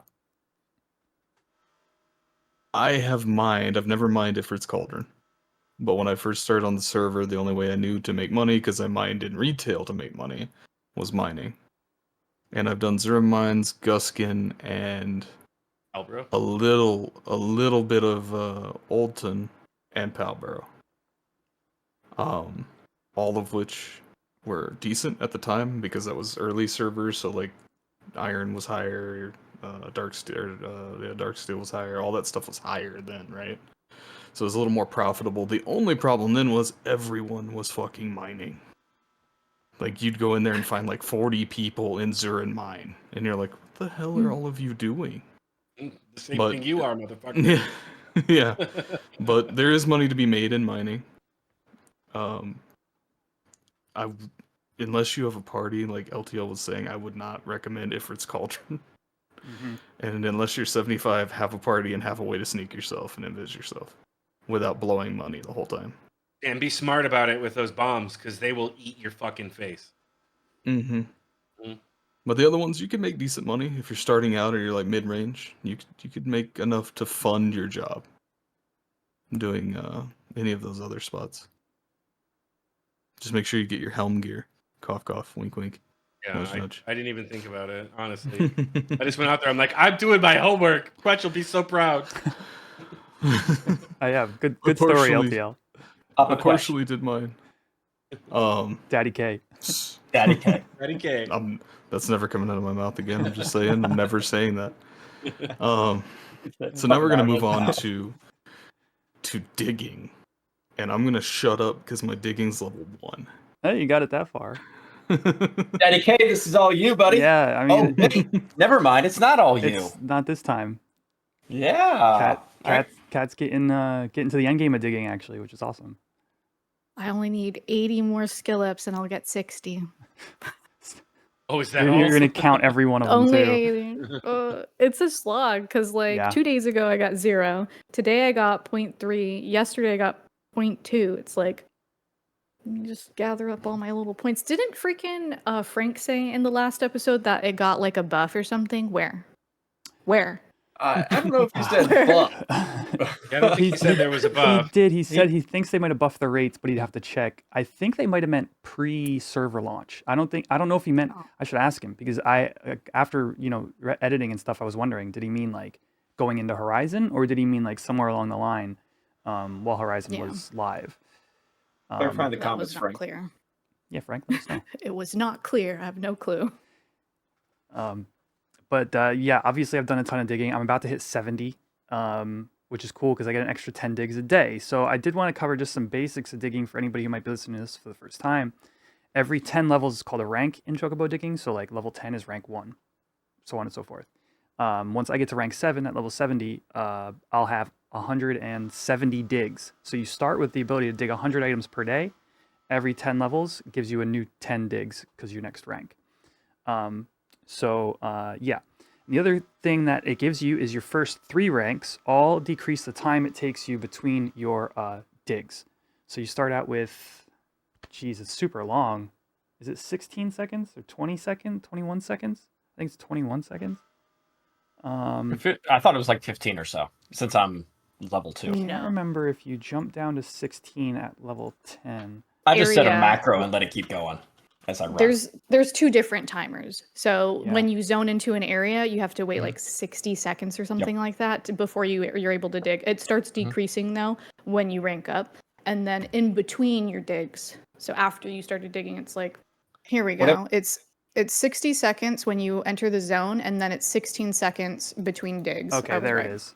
Okay. And then it decreases to 11, then 6, and then 0. Yeah. So you get at level 10, you get 11, and then level 26, and then at level 30 is when you can basically dig as long as the animation takes the chocobo to dig and then come back up. You can then dig again. You do have to move a little bit between each, but that's like the basics. Some of you guys have tried to do a little bit of digging. I think both DA and Cal have. I have. And you too, LTL. Yep. The first 10 levels are awful. So I'm sure you experienced like what that's like digging early on. Where is chocobo digging listed? I know that they listed. It's on the somewhere, website only. It's a hobby. I think I'm level 1, Okay. or maybe level 2. I've got a bunch of red pots or whatever in my Red jars. I'm red jealous. I jars, haven't gotten a single one of those. Battalia. I've got I a was bunch getting of them them all too. I was getting them all in Battalia. They're all the zones that are right outside Juneau. So Battalia Downs, Saramoge, Champaign, and Rolandberry Fields. I got 2 adamant ore, but I haven't gotten a red pot or whatever. So yet. the red jars for the viewer / listener are 7 storage rare EX items that you can also send to mules. So it helps with early storage for mules. If you want to try out digging, you can go out to one of those zones, spend a little bit of time, and end up with some extra storage, so you don't have to buy like furniture on the AH. But yeah, I tell people, so you guys have all like dug level 1 or whatever. I tell people this sometimes when they ask me about digging. I'm like, when I was doing my first 10 levels, I legitimately put on the extended edition of Lord of the Rings in order to keep me occupied while I was digging. Yeah. I mean, I don't know if you remember, Kat, but those first 10 levels, I must have spent 2 hours capping digs or something like that. Sometimes 3 for me if you're digging around the 50% moon phase. Yeah, and that's like a lot of Geisel grains. So that's not even like nowadays. Like it might take me 3 Vanadil days to do my digs, which is 3 hours. But that's not 3 hours of dig time. That's like you go to a zone. The zones have a certain stock of items that refresh at 0 Vanadil time, and then once those items have been dug out, that zone is empty. So if I'm looking to target a specific item, say actually elm logs, there are elm logs in Konstadt Highlands. If you dig there, or Konstadt, if you dig there, they're pretty valuable. But if a number of people are digging there and you're targeting elm logs, you might get a few, but you only did 30 of your digs for the day. You've got to wait till the next hour for the day to roll over. Then you can go digging there again to target whatever zone you're targeting. So that might be like 3 hours, but those early levels, it's like 3 hours of straight digging with 16 seconds between each dig, just to cap. And that's like if the zone doesn't empty out. So it's really obnoxious, but it starts to pay off. Level 10 really pays off. It really pays off. 20 really pays off, and then 30, like it's actually like good at making money at that stage, in terms of your time invested.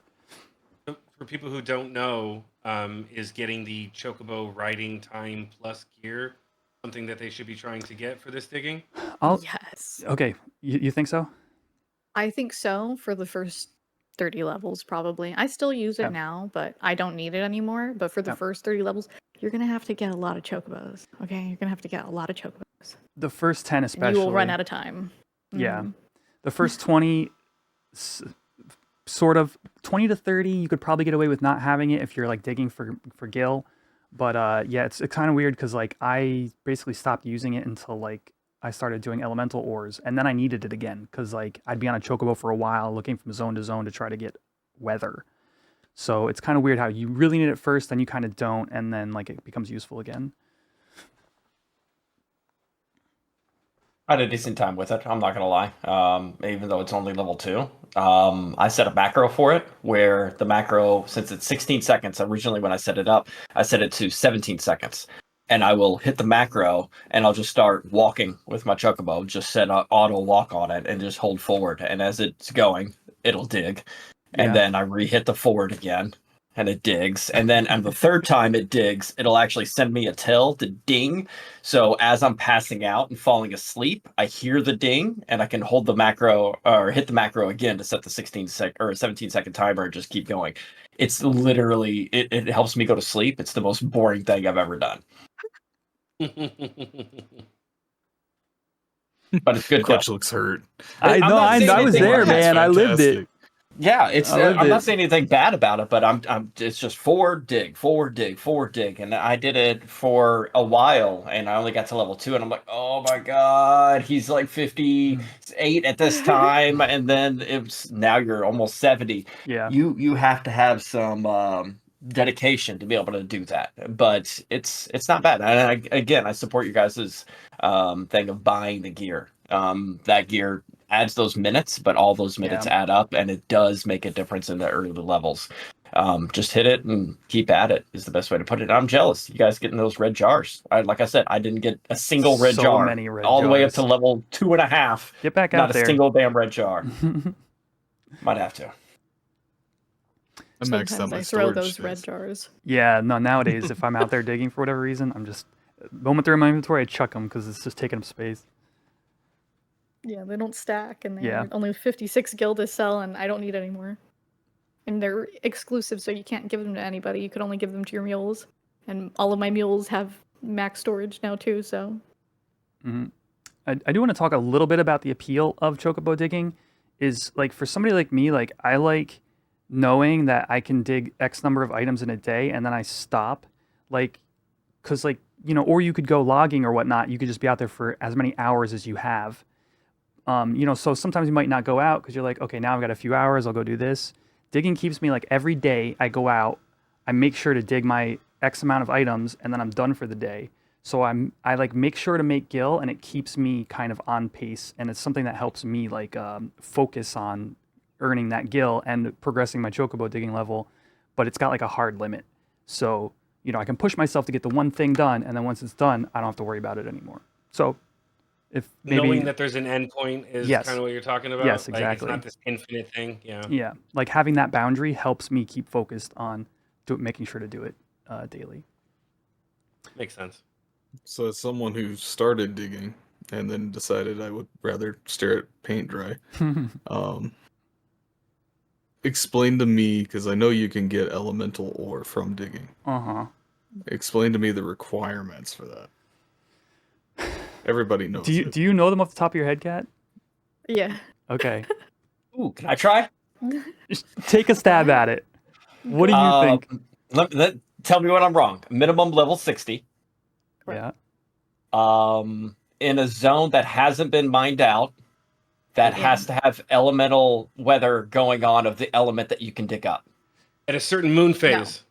You don't there has to dig be up it the has to be a element. certain moon phase. I know that. Well, Yes If to it's moon like- phase, If it's like no to lightning the going on in the area. No to the element. No. Oh, it's the okay. day. It's the Oh, day. okay. yeah. Mhm.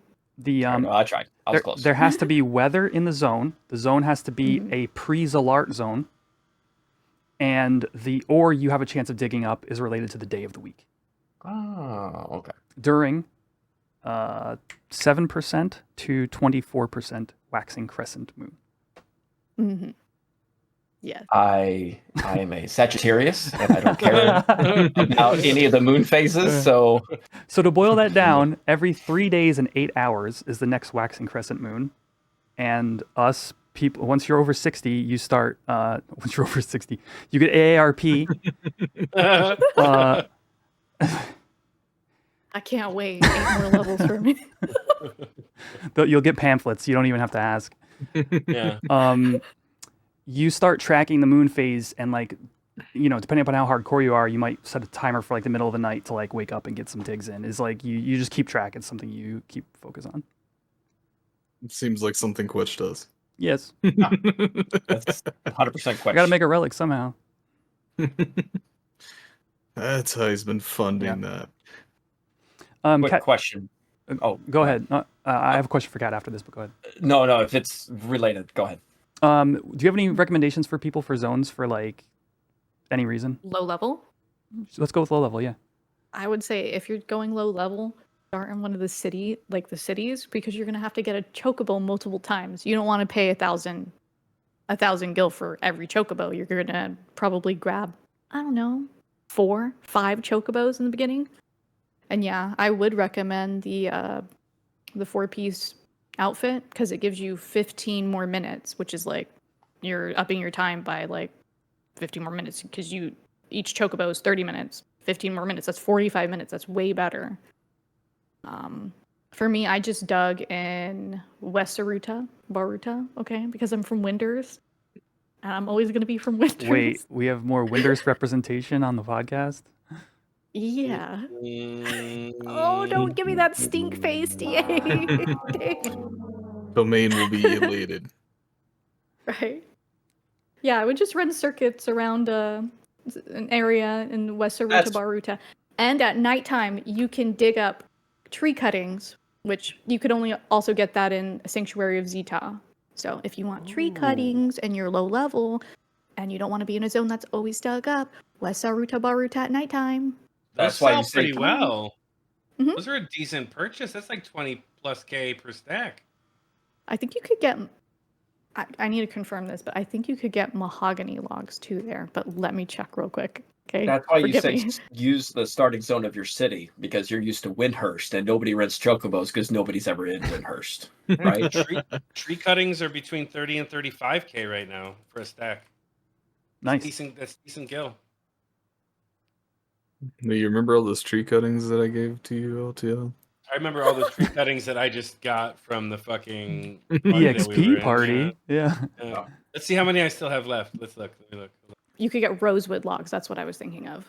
Okay, I have Mm-hmm. 12, 24, 36, 47 tree cuttings left. Damn, that's a lot of gardening. And we'll be getting to gardening soon. But before then, that's a great tip for early levels, like 0 to 10. I recommend if people want to make a little bit of gil, after you get to like 10, maybe hit around the crags. They're a little easier to get to because you can just tele to them. You will be spending like 1K for your chocobo, but the items there, generally you get stuff that's worth like, 800 gil to like 3-4K sometimes. And, or even any zone. Another tip is like almost any zone outside of a crag zone is also decent for digging, where you'll get like some gold beast coin or things like that. It definitely is like, again, like the 10 to 20 range or 20 to 30. It's good to hit stuff like that because you'll be making your money back and you don't feel like you're spending literally 3 hours capping your digs. So would you say that North Gustaberg is a good place? So that's really easy to get if to. you take away the starting zones from that, so you go to a crag and go to somewhere not a starting zone. Away. Yeah. Don't go to Pashao. Don't go to Pashao Marshlands. That place sucks. It has don't go there. Ew. You can't take a chocobo into Dangriff. Right. You could take a chocobo into Valkyrim. So Valkyrim is the place that you're suggesting? That's a good place. Valkyrim's pretty good. North Gusty and Marifetod. So I'm talking about going from the crag. Right, I'm talking about I was talking about them specifically. So Dunes is pretty good. Pashao's kind of an outlier. No, Pashao's so bad. Yeah. Don't go there. Pashao's As somebody pool who's dug stinks. there, it's a bunch of junk items. Don't go there. I don't recommend it. But like Marifetod Maya, Mountains. Mm-hmm. Yeah, or even Bubarimu is okay. And then from Lathane you can do you got the Dunes and Jugner. I actually haven't dug Jugner too much, so I can't really comment to that. Jugner's all right. Okay. And then you could also go into Carpenter's Landing, and it's like almost the same kind of pool as Jugner for those. Both pretty decent. And then the true end game. Just not Pashao. The true end game is the big two, and that is the deserts and Yoto Jungle. Yeah, I haven't done too much of Yotunga. Is Yotunga decent? I know Yodor is the big one. If you want a lot of cinnamon. Okay, yeah. So Yodor has like the expensive logs that you get from logging as well. You like that cinnamon, TL? I got a story about cinnamon coming up here in a few minutes. But, and final note, you are going to deal with competition once you start getting to these zones that have more value. In that 0 o'clock Vanadil, the zone is restocked. Sometimes it's dug as early as 2, 3 a.m. Vanadil time. So it's going to take you multiple days going out there at 0 o'clock in order to finish your digs, but you'll make some good gil along the way. Because other people are all digging, right? So the zone empties, and that's the competition factor of it. So anyway, chocobo digging, if you're thinking about it, it's a fun hobby. So, moving from chocobo digging to everyone's favorite pastime, which is clamming. And since I haven't clammed, that's on you, DA. Well, I want to hear the newbie clamor. I've talked about clamming quite a bit. Hello, newbie clamor. Don't make that face. Just because it's clams, don't make that face. Talk to me. I went out there, okay? I went out there for 3 hours and 40 minutes, okay? I recorded my numbers. Let me see. Where are they? They're somewhere here. There they are. When? Yeah, when did you record yourself for 3 hours and 40 minutes in your numbers? Was it like after you got the +1 gear? Was it before the event? I have the +1 gear, yeah. Okay, gotcha. I have the clam glam, okay? I got it. Oh, beautiful. Clam glam. Let's hear it. Yeah, there was hella people there, okay, DA, you're right. There was Fucking at least tired of it. 18 people there, okay? Yeah. Surrounding the one node that was broken before that got fixed. Everybody loves that node. Oh, is that your node? Not anymore. No. Those DA's your welcome face. Yeah. Yeah, so actually 3 hours and 47 minutes. Mm-hmm. So the first time I just went by the numbers from the clamming calculator, okay? I'm not NPC doing values. Gotcha. Yeah, just the NPC values. It's probably more than that, but I just went by the NPC values because it was easy for me to compile because I was out there for a good long while. Fine. Okay, It's low too balling, long but out go there. ahead. It's too long out there. I wanted to go back to harvesting. Okay. But the first hour, okay, were the first 47 minutes, I made 18K. Then the next one for an hour, 31K. The next one, 35K. And then the last one, 40K, because I got an ox blood. Hey. Yeah, I got an ox blood. That's not You're at- bad. And a tropical clam. Tropical Oh, clam. nice. 5K, 5,100 if you NPC it on the beach, 52 and change if you NPC it in town. And huge tip for anybody that if you are NPCing anything, which you should be NPCing most of the stuff because the amount of fucking people that are digging now has tanked everything in the AH, except obviously the wonderful logs, lacquer tree log, elm log, petrified log, all those drop from clamming. Drop rates are decent on those, but everything that you're NPCing, you can NPC it on the beach or just take it back to town and you'll get more money for it. I think if you NPC an oxblood, it's 13,250 on the beach, but in town it's 13,552. I want to say in town. So stockpile them. Clamming. Question: wasn't there a guy who bragged about how much he made in 1 hour? I want to hear that number again. 140K. No, it was 240K, wasn't it? He said. He said 140 in an hour. Yeah, I think so. Now you're making me second guess. I'm telling you, you said 240, but it was like 3 days ago we had this conversation. I'm calling you out right now. You're a liar. What do you make in 1 hour? What do you collect in 1 hour that gets you 140K in clamming? Just if you get a couple after Oxblood? Bunch of clams. If you get, you have no. Oxblood is the number one item by far. Oxblood's the number one item. Number two is the tropical clam, which you're sitting at the 5,200 or 5,100 if you NPC right on the beach. If you got a clam on every bucket, and an average bucket is you're looking at 5 to 10 minutes on a 50 bucket, you're still not producing 140K like what dude was saying. You'd have to be producing better than that. There's no way he made 140K. What I was thinking he did, he was when I go digging, things that I want to sell in the auction house, the petrified log, the lacquer tree log, the coral fragments, all that kind of stuff I want to stack and sell in the AH, I save them in my house. So every time I go digging, I NPC what I want to NPC, and then I put everything in the AA in my bog house. When it becomes a 12 stack, I take it out and sell it on the auction house. What I'm thinking he did, he had stuff in his house already. He went digging, he made 12 stacks out, and then sold those 12 stacks and got that 140K. So I think it was a remnants of previous digs, plus what he made that for that hour on there. Don't get me wrong. I literally saw a guy like a... I love how motive you are with your hand. I literally saw a guy get his cow. first bucket ever. He got 2 fucking oxbloods in his first bucket ever. And he was streaming at the time, and you hear me on Discord go, "What the man?"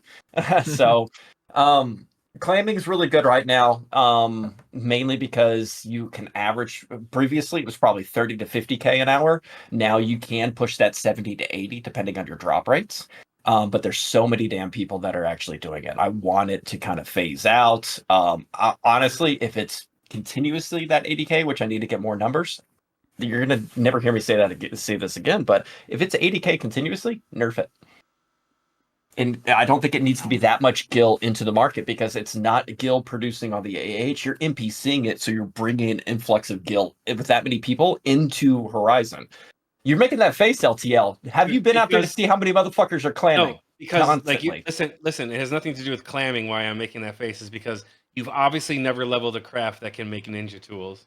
Like I know that any craft that can make ninja tools prints gil. They just fucking make stacks of them. an NPC, the tools for 27 gil a piece, which is like close to 3K a stack.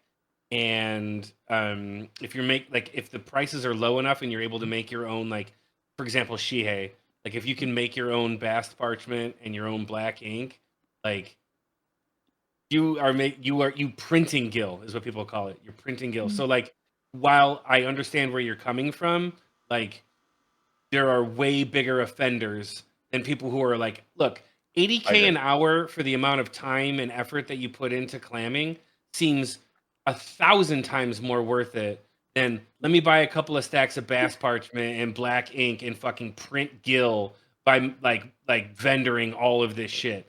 Agreed. It makes way more sense. I'm not disagreeing, but to get those items to print that gil, you are still in the market. They're not farming. Somebody else is farming. They're paying the money for those to be able to print those. There's no negative side effect to claiming. You're not going out there and losing something like hatchets or sickles or anything like that. You're not wasting money on it. It's 500 gil for a bucket. So if you're printing gil with the Shihei on there, you're buying the parchments, even though you're making more money. You're buying everything you need, but it's still taking stuff out of the economy to be able to print that gil. This is not taking anything out of the economy. Did you say this Shihei? Is 100% Shihei. Yeah, that's is that what I call it. Michael Jackson? Everybody at the same time. Yes, I call it Shihei. I'm sorry. I'm glad that's the point that came across. I didn't hear the rest of what you said. I'm sorry. Don't worry, I'm just not going to say it again. Watch the podcast. Said a whole thing. Who cares? This is all he cared about.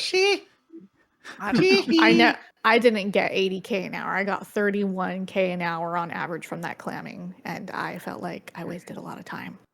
Yeah. It's better than what it was, but I don't see why so many people are still doing it. And I know the event is still going on, and you can get the +1 gears. It's over now. No, it's over. It's finally over. Okay, gotcha. Yeah. So there were still a shit ton of people out there. So if it's not making money for the people that can't make Shihei, then why are there still that many fucking people out there? There's got to be a benefit to it. I was seeing more people clamming at one node than when you guys are talking about logging. There's a logging party out there of, a normal party of 6-8 people, whatever it may be. There's 20 people on the clamming node. Go ahead. They might just like to clam. Kind of like how I'm not getting much out of freaking harvesting. I just like to do it. It's fun for me, They might like to clam because it's actually really pretty on Perot, Norgro, Isle, or whatever. It's pretty there. Although it is dangerous. I saw somebody get got. When it was fog weather, a freaking bomb popped. Oh, man, he murdered. He almost killed 2 people. 55 or above not to get aggro from anything. He took out one guy, and then another guy was getting taken out, and thank goodness there was a paladin there because he voked it off of somebody. But yeah, I was there for almost 4 hours.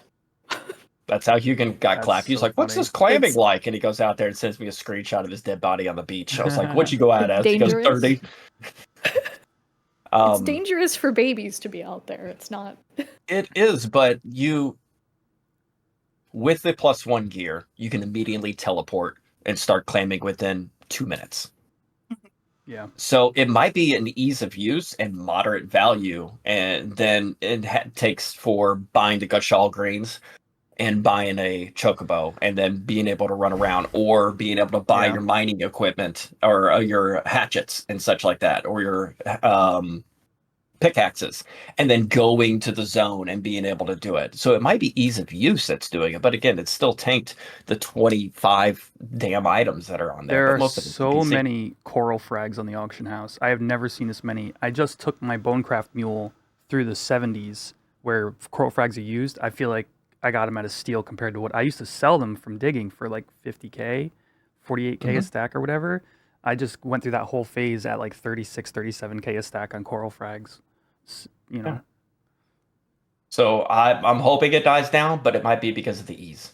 It's so easy to do. You don't have to play a damn beat game. You could be watching your Lord of the Rings trilogy and just hit an enter button every now and then and dig it up and just click the button on the calculator.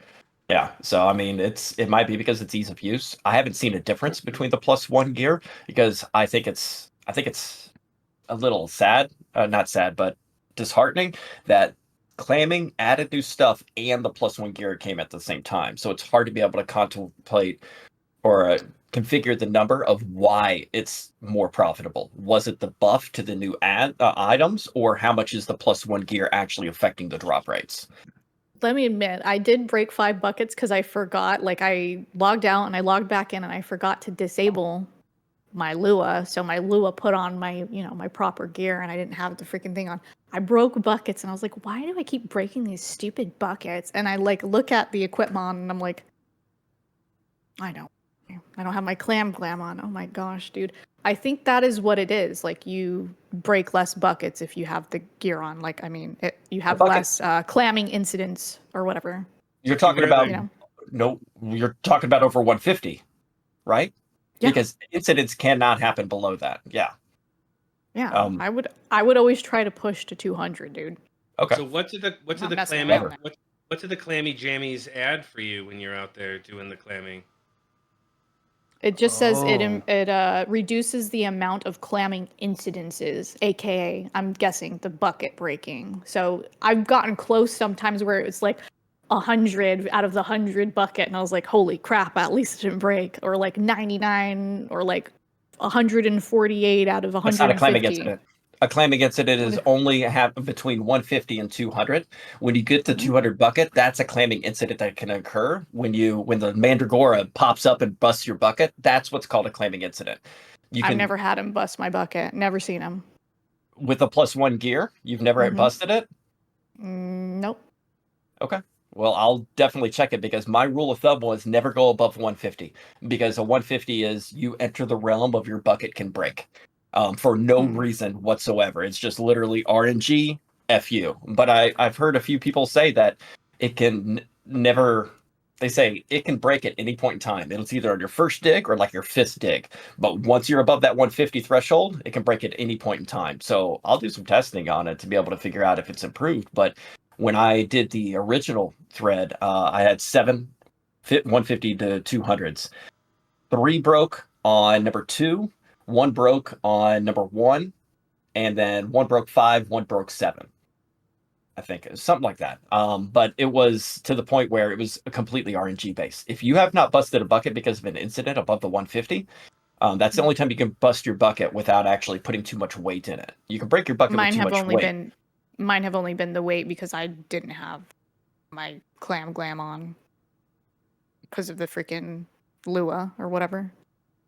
Your bucket will always break regardless of what you're wearing. Whatever you're wearing, if you go above the threshold. No Mandragoras bullied me. Oh, okay, gotcha. So your bucket broke because you went above 200. Yeah. Okay, gotcha. Well, I need to figure that out. If they took that clamming incident out, then that's definitely worth being able to see. Because again, a 50 bucket and a 200 bucket, it's the same cost to you. It only costs 500 gil. The thing is, though, if you break the bucket and if you're all the way up to like the 150, guess how many freaking minutes you wasted? Time is money. Mm-hmm. This is the most boring conversation I've ever been a part of. And we sat through chocobo digging. Seriously, this is so boring. I love it. Not clamming.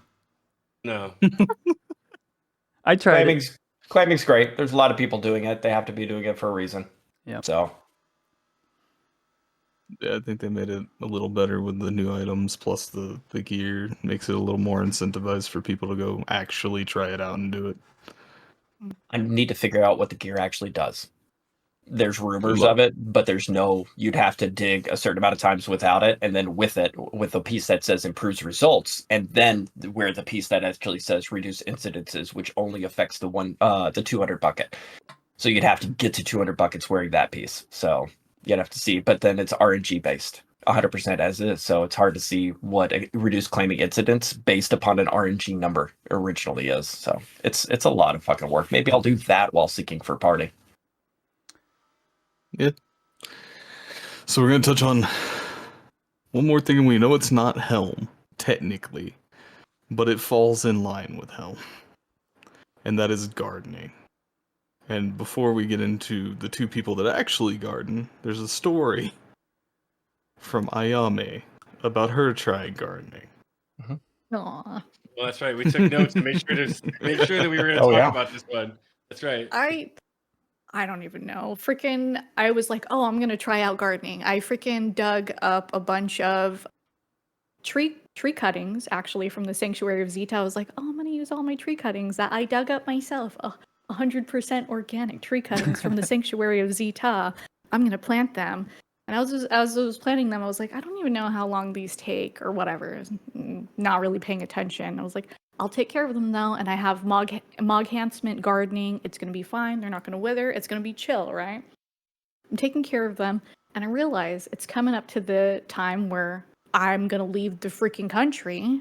I went to Japan, and like, I was like, oh no, my freaking plants are gonna wither, aren't they? Because I think it takes 2 weeks for them to grow from. Is it 2 weeks from cuttings to saplings, or how long is it?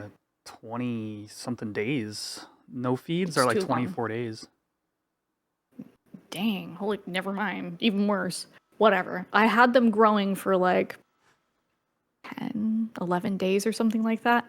And I'm like taking care of them every day. And I'm like, I need to take care of these somehow. I was like, maybe bother my mom to just check my plants or something. And I'm like, I feel like that might be messed up for the terms of service and I can't have her do it. And I just was like, I'm just going to accept their fate. They're going to wither. They're going to wither and die.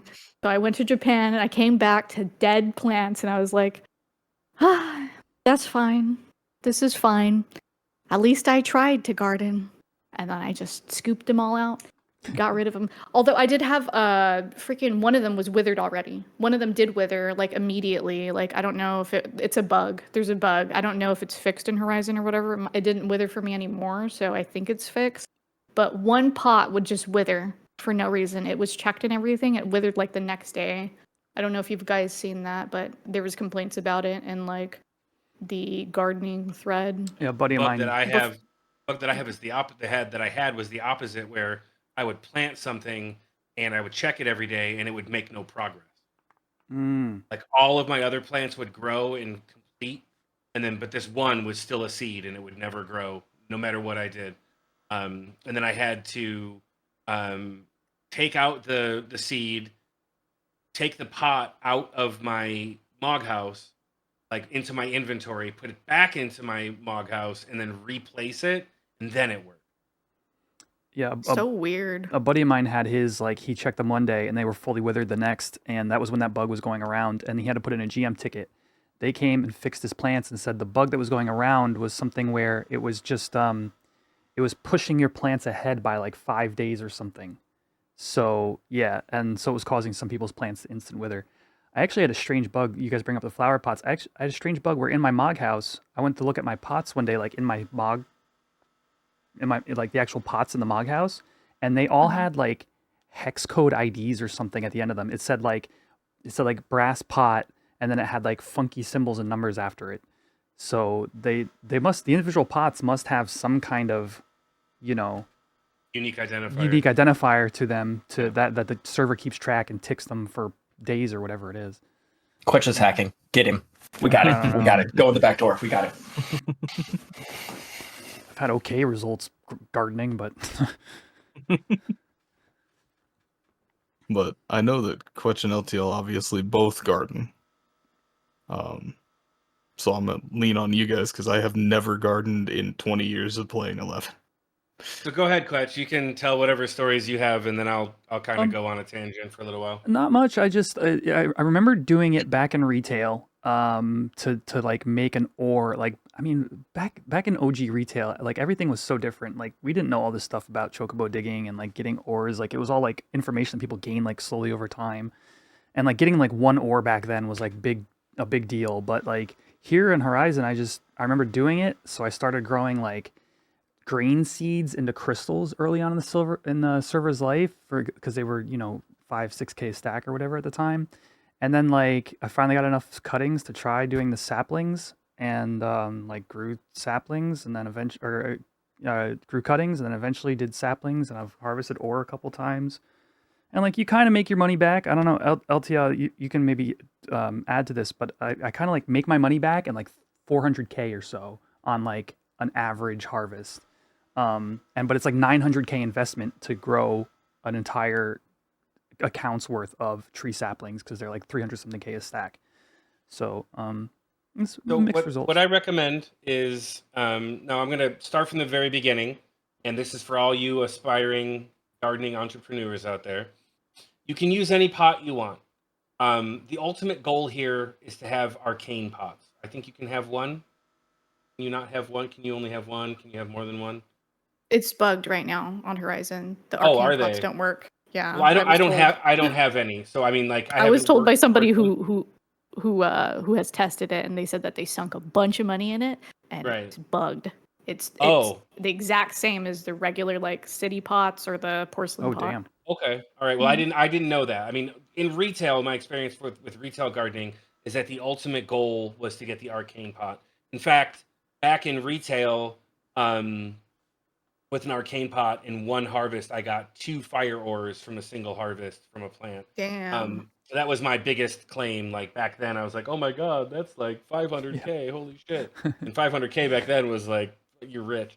Um, Anyways, so for those that don't know, um, gardening, if you have the ability to get tree cuttings, you can use any of the methods that like have been mentioned in different places. But listen to what Ayame says. She gave you a very good way of getting tree cuttings with very minimal investment. Um, what you want to do is you can have up to 10 pots per character on your account. You can have, I believe, 2 alts in your main. And you'll put 10 pots. I have 10 brass pots in my Mog house right now. And the way that I do it is I go from cuttings. Like, I don't buy saplings. And the best way to harvest cuttings, and I only use my one character. I don't use my alt. So, because I'm not like doing it for like hardcore pumping out of stuff as quickly as I can get it out. Like, I'm just fucking around with it, trying to figure out what's going on, trying to like, mess around with it on my own as opposed to like, gotta get it done, gotta get it done. So in my Mog house, I have 10 brass pots. And as was mentioned earlier, when we were leveling up, we were killing elder gubuis in the boyata tree. And those things drop tree cuttings like they're candy. Like basically, like I said, I have like almost 4 stacks, and that's after 2 previous harvests of them. So I had over 60 tree cuttings from the like couple hours that we were out there. Anyways, get yourself a stack of tree cuttings, put them into your pots, and watch them every day. Like examine them every day. You go in, you examine them every day, and then if you're doing cuttings into saplings, the best route that I found, and you can correct me if there's a different way down in the comments, the best way that I found is to not feed them a crystal at all. So you plant your cuttings and you check them every day, all 10 of them, you check them every day. And eventually you'll get to a point where it says you have the option to feed crystal. You opt out of feeding a crystal, you just examine and then you move on. It will tell you when you look at it, if it's in the feed crystal phase, it will tell you that the plant's not doing so. That's only because it wants a crystal. And once you get past the crystal phase, by just checking it every day, it will start to tell you that everything's fine. It's feeding. Yeah, right. So at the end of, I think what Quetch said was like 24 days. I don't have an exact number of days that it takes with a double no crystal feed. You get to harvest. So once the harvest option comes up, you get to harvest your 10 cuttings that you've put in. On average, for me, I will get about out of 10, I'll probably get anywhere between 6 and 8 saplings. I do have Mog Enhancement Gardening in my Mog house. I mean, I don't know if that makes a difference, but I think it probably does. So I have Mog Enhancement Gardening. I'm getting between 6 and 8 saplings per harvest. At that point, if you have enough and you want to go buy like 2 saplings, it's seriously reduced the amount of money that you're spending on saplings. But let's say now that you have 10 saplings, you've harvested your cuttings and you put them into saplings. This is where it gets a little bit trickier, okay? So for things like light ore, I think the recommended path right now to harvest a light ore is to do a double no feed on sapling. That is correct. And I've gotten some light ores doing it that way. But the easiest thing to do right now is that I think you have the highest chance to get an ore with the light ore with a double no feed. But where I've been successful, and I can tell you this from my own personal experience, take it or leave it.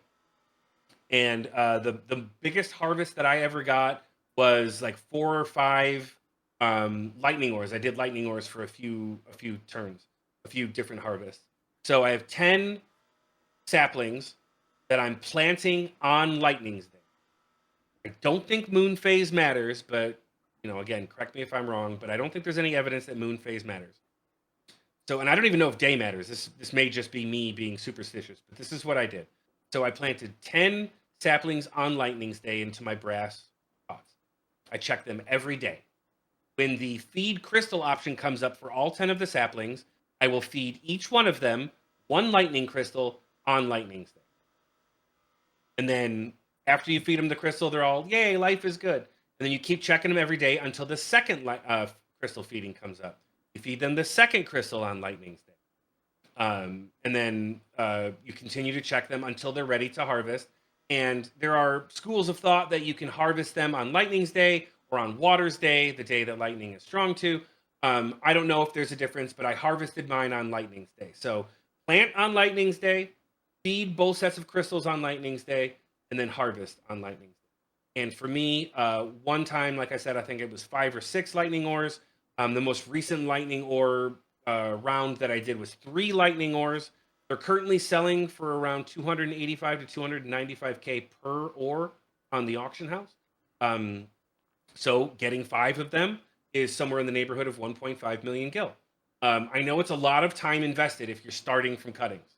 Like, this is not a get rich quick scheme. Like, gardening will not get you rich quickly. However, if you're interested in putting the time in that's required to get this done, there's a chance that if you follow my steps or if you figure out your own, that you could make a decent amount of money at the end. I've not messed around with herb seeds. I've not messed around with veggie seeds or grain seeds. I've not really messed around with those. I know that there's other things you can make that are worth money. I know that as we go on in the expansions, there's even more things that you can grow that are worth even more money. But right now, ores are where it's at. And yeah, if you follow my steps, I can't guarantee you anything because I don't want millions of like angry DMs saying, where are my ores at? That's how you do it. But I will tell you a story about my most recent harvest. And this was supposed to be for fire ores. Okay. So take this or leave it. Like, you can follow my advice or you can not because of what I'm about to tell you.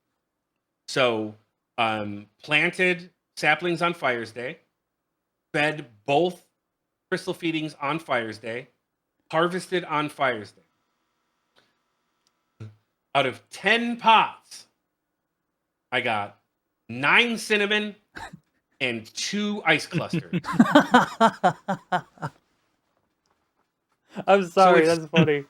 It's definitely not a perfect method, and it won't work for you every time. But I don't know if lightning has a better chance of working than fire does. But I got mega fucked on my fire ores. So now the next time I'm contemplating between earth and ice. Not sure which I want to do. It'll be one of the two. So that's my recap on gardening. I like how you said it's not a get rich quick, but it is a progression that you can make. And as soon as you said that, I was like, how gardening paid for my COP clears. Yeah, I'm gonna start it today. Today. Do it. I mean, and just for fun. I can't get fucking jars digging. Might as well just go buy them and see what I can do. Wrong jars, but yeah. Well, those jars you don't use for gardening. Oh, okay. See, I don't even know. You can get brass pots, and they're like 500 gil a piece, maybe 1,000 gil a piece. Huh. They're like nothing. That's like 1 clam. Yeah, like it's really nothing. Like you can get just buy 10 brass pots and or porcelain or ceramic or whatever you can afford, and put them in your bog house and get started with a stack of tree cuttings to make them into saplings. What was that bug pot? The bugged pot was, I think they've fixed the bug. Arcane? I don't know. Yeah. You're talking about the arcane ones. I thought you were talking about my unable to harvest. They're like 250K in the AH anyway. Yeah, they're You're not expensive. Why, if it's bugged and not working, are they 250K? And because of the bug, do you think they're dropping in price where it might be a good time to invest? No, people are playing and finding out that it doesn't work. It's part that, but also it's acquisition.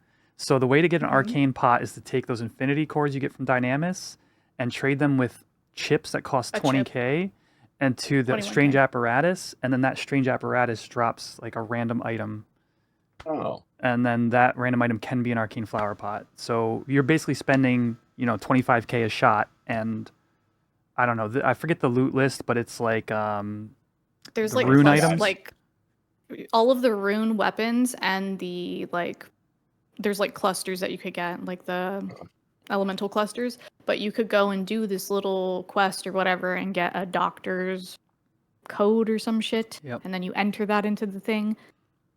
There's a whole thing. It's too long for us to go into. That's what you have to do to get those things anyways. You have to like Right. each one like so those like the secret rooms off of like some of the zones. Crawler's Nest, etc. No, right? you don't have to. You could just trade them to it and you'd get it, but you take out I think the clusters out of the list or whatever, out of the for the loot list. Okay. Mhm. All right. So that you have a higher chance of getting, arcane flower pot. Maybe you're going to get cement chugs. Maybe you're going to get something stupid like the stupid rune freaking sword that just drains all of your MP. Yeah. She's still salty about that. He's very angry, clearly, about that. Yeah. Oh, you went out and did it. I am. Oh, yeah. I didn't read the fact. I was like, ooh, what is this? I'm just going to grab me a sword. It's going to be a good sword.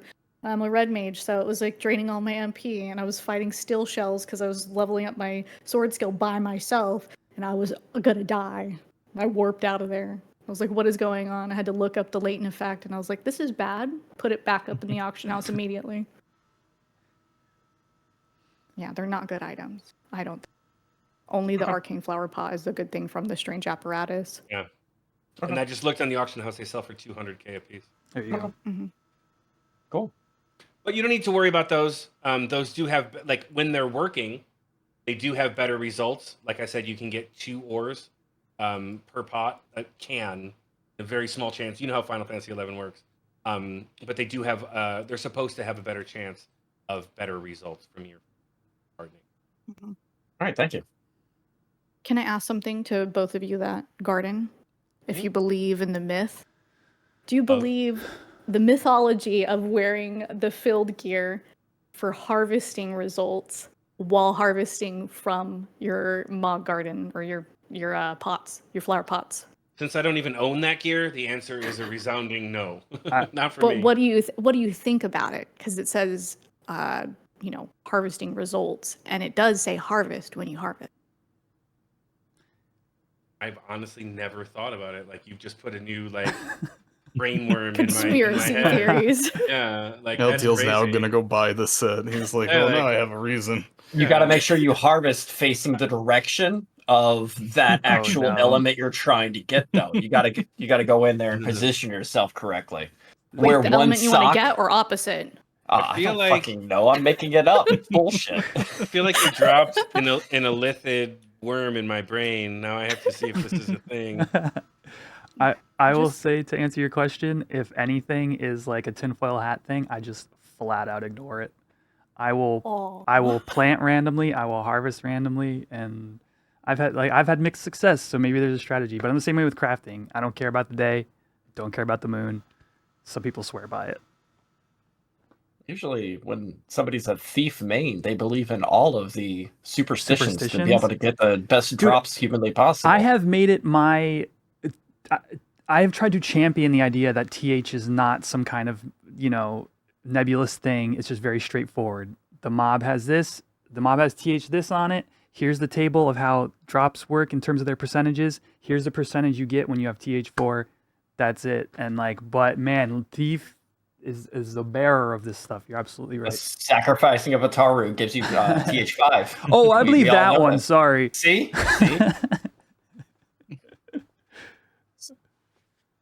So I'm just thinking about sacrificing LTL. I do all the time. Would you say you push him off a cliff? I would, if it meant I got Baka's Hideout. I'd chunk his little ass off the side of the sky. God damn. Don't worry, LTL. I'll get a little net to grab you. Thank you. Look, LTL, it's you or Iono, and he runs too fast.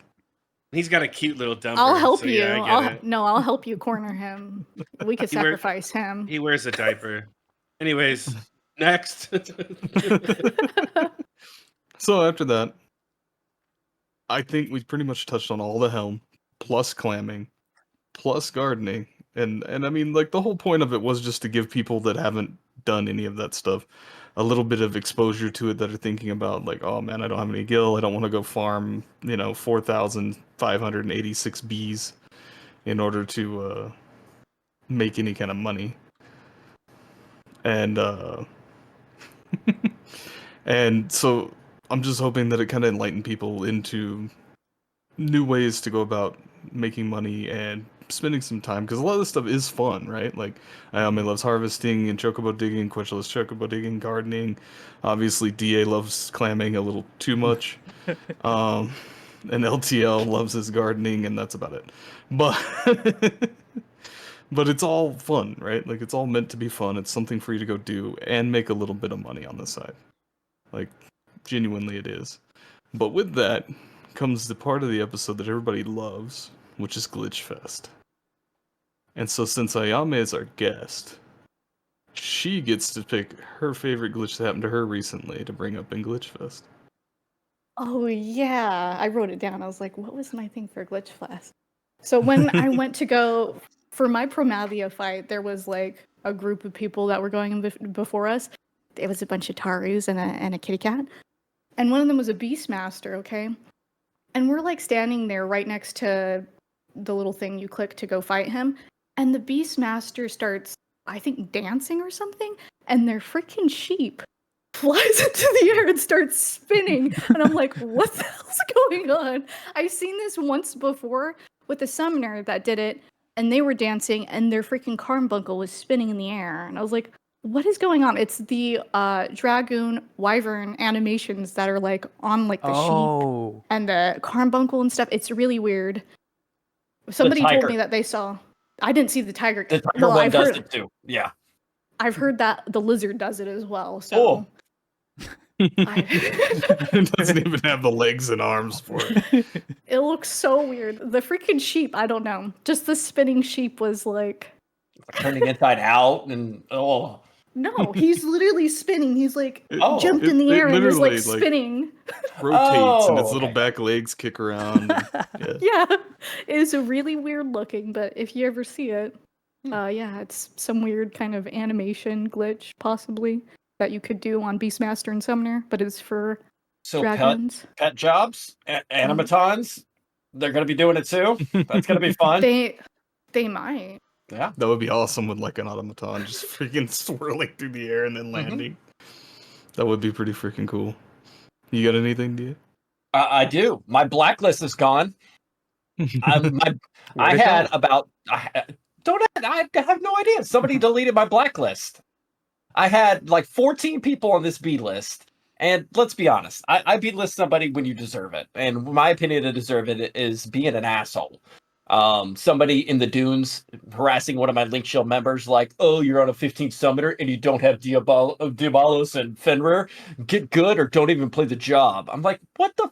Who fucking said that? And I blacklist them. I'm not dealing with those people. A red mage coming out to my party and saying, I don't feel like healing. This party takes too much damage. Everybody should be subbed in. Why do you have a paladin tank? Blacklisted. People that are a-holes are just straight up blacklisted. I'm not going to deal with you. I'm too old to deal with that shit. I'm not going to fight you. So my blacklist had 14 people on it. Now it's got 2. I don't know where they went. I'm missing quite a few people on my list. So my blacklist was cleared, and I have no idea why. Maybe I blacklisted somebody that has a little back end and was a little upset with that and was like, it's just going to clear his blacklist. I don't know. I have conspiracy theory. What? LTL, your mouth is moving, but I'm not seeing. Oh, sorry. Shit, I didn't realize I was muted. Maybe they got banned. All of them? I don't know. They just banned. I mean, it is a list of shitty people. It's a hit list. Yeah.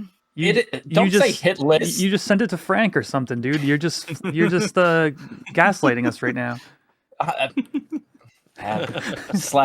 Quetch B list. Damn. No, I don't know. My B list is gone. I literally pulled it up on stream the other day. Somebody was like, you B listed them? I was like, yeah, they're an asshole. Then look at my B list. I don't have a problem B listing people. I'm not going to deal with that. And then I pulled it up and there was 2 names. I was like, what the hell? So I don't know what happened to it. I need to keep a notebook, like some people, of why I blacklist them in their name. That's a shout out to you, Kat. She keeps Yeah, I have a list. She's got like an I have a Excel list. How many people spreadsheet, are like in here? screenshots of them and everything. Only a screenshot of a conversation with one of them, but there's 19 people on this list. See? I don't keep the B list in game though. I like to see what they're doing. I like to see what they're up to. I could slap them too in game. It's fine. It's allowed. They're a white mob. Should be fine. They're not claimed. Oh, they're They're unclaimed. not claimed. Mhm. Yeah, so I don't know I what saw the happened. look on of my blacklist. confusion, so I figured I'd have to elaborate for you guys to catch up. I was like, you can slap them when they're on your B list. You just can't see their retort. I want to see. Okay. You want to talk shit? I'm gonna see. I'm gonna look, and then I'm gonna tell everybody that I know. There was another thing, but I can't think of it right now. I'll probably remember it at some point down the line. What about you, Quitch? I could target a sheep for the first time in probably 6 months the other day. So I've had /ignore-pet on forever because like I'm playing controller. I need to target something. You know, I don't want to cycle through people's pets to get to my mob or whatever. So I've had ignore pet on forever. My buddy, we were doing something like yesterday or the day before, and I'm just scrolling through targets for some reason, and I targeted a sheep, and I'm like, and the box for the sheep's name is completely blank. It's like a name box, but there's no name in it. And a few seconds later, like his name pops in it, but it doesn't say Lullaby Melodia like it should. And then I'm just like, I can target your pet. He's like, so? I'm like, I have ignore pet on. He's like, oh. There's Hacker Quetch, number 2. We got him, guys. I'm telling you, we got him. Press the JP button. Oh, that's my Glitch Fest contribution for today. What about you, LTL? I don't think I've seen anything wonky. This is the perfect server with amazing devs that never do anything wrong. I love them. Thank you all so much for all the hard work you do. I couldn't even finish without laughing. I do love you guys, but no, I don't have any bugs that I've come across personally in the past few weeks. But I've been doing a lot of playing.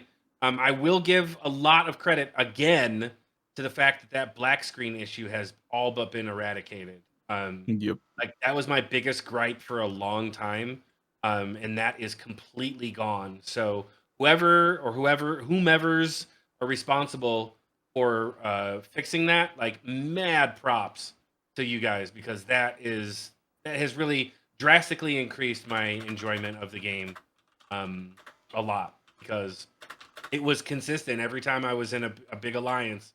If we would complete an event or kill an NM, then I would get warped. I would be black screened or void screened, as they call it. But I haven't seen that in so long. So bravo. But honestly, I can't think of anything. Server certainly is not bug free.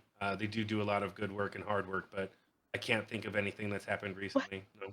What about the buggy like party lists though that are not showing? Oh, where people yeah, are? yeah.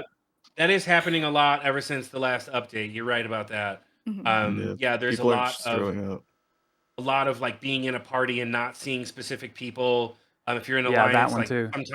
sometimes you won't see their names at all, or like the names will run under the list of the party. But whenever I zone, it fixes that. No, the only other one other with the party that I've seen in Ayame was actually, I would say, victim of it. It was weird. We had an alliance for Eco Warrior, I think it was. And yeah. so everybody else leaves the parties. So Ayame and I think Nerf are in one party. I was the last person left in my party, right? In a different And then- party. Yeah, in a completely alliance separate still. party. And then there's somebody else in the third party. Well, Ayame runs past me and Juno while I'm casting Chocobo Mazurka, and Chocobo Mazurka hits her in the other party. And I Wait, told how him, are you? like, what is how are you going on? casting- I'm not in the. You can cast Mazurka in town. I thought you couldn't. Yes. In town, You yeah. can. Okay. Yeah, I but was like, she how ran did I past get me at the Chocobo Guidestone. Mazurka? We're not even in the same party. Yeah, and then they look, and my name does not show up as being part of the alliance. But on my screen, it still shows all three parties, and only me and my party. But she got Right. Mazurka anyway. It was weird though, because it was like me and Nerf in a party. I think Hugin was in a party by himself with no leader, okay? And then another person was in a party by themselves with no leader. It was like really super bugged. I was like, something's super wrong with this. /PCMD leave. Get me One of out the I of was here. like, parties. yes, AoE Mazurka for the entire alliance. No. That If would only. be so nice. one of the few parties I had, we had a full 6-man party. One was supposed to leave but didn't leave or something like that. But it ended up it showed 6, but our party had 7. And we're like, okay, then something's wrong. Let's level sync and see who's technically in the party and not. Level sync, all 7 of us became level synced at the same time.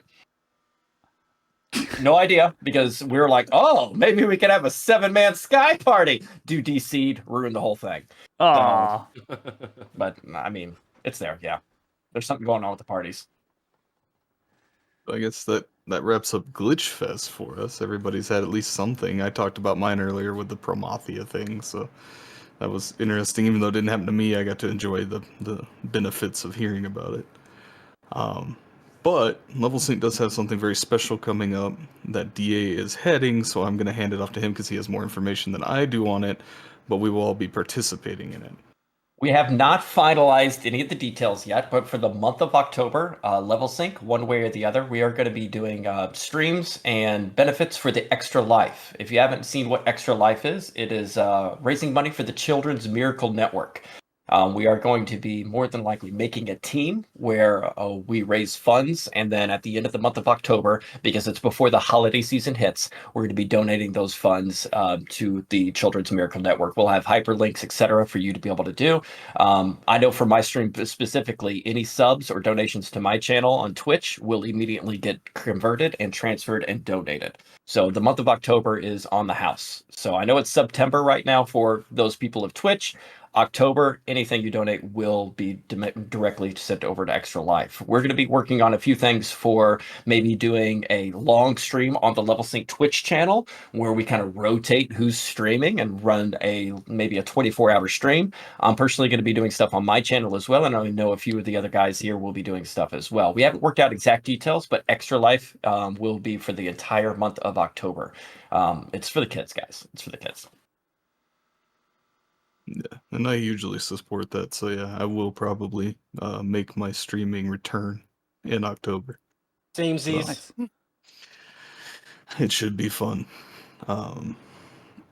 With that, I hope you enjoyed your time here, Ayame. I hope you enjoyed being on the episode. I know you've been kind of excited about it. I hope everybody else enjoyed this episode and found it informative and helped out some people that may be new or whatever, or just kind of feeling it out. And if you haven't already, you should really go and join our Discord, because currently we are posting questions and stuff for specific episodes, including an episode coming up that may or may not involve some dev members on the back end. That it's basically go there and tell us what you would want to ask them, information that you guys want. So if you haven't joined the Discord, you should, because then you get the ability to ask the questions that you want to ask. And I mean, there's nothing better than that, right? You get to ask the stuff that we might not think about. If you haven't already, make sure you follow us on YouTube, Spotify, and Apple Podcasts. And we'll see you guys next time in the dunes. Peace out, everybody. COP. Bye-bye.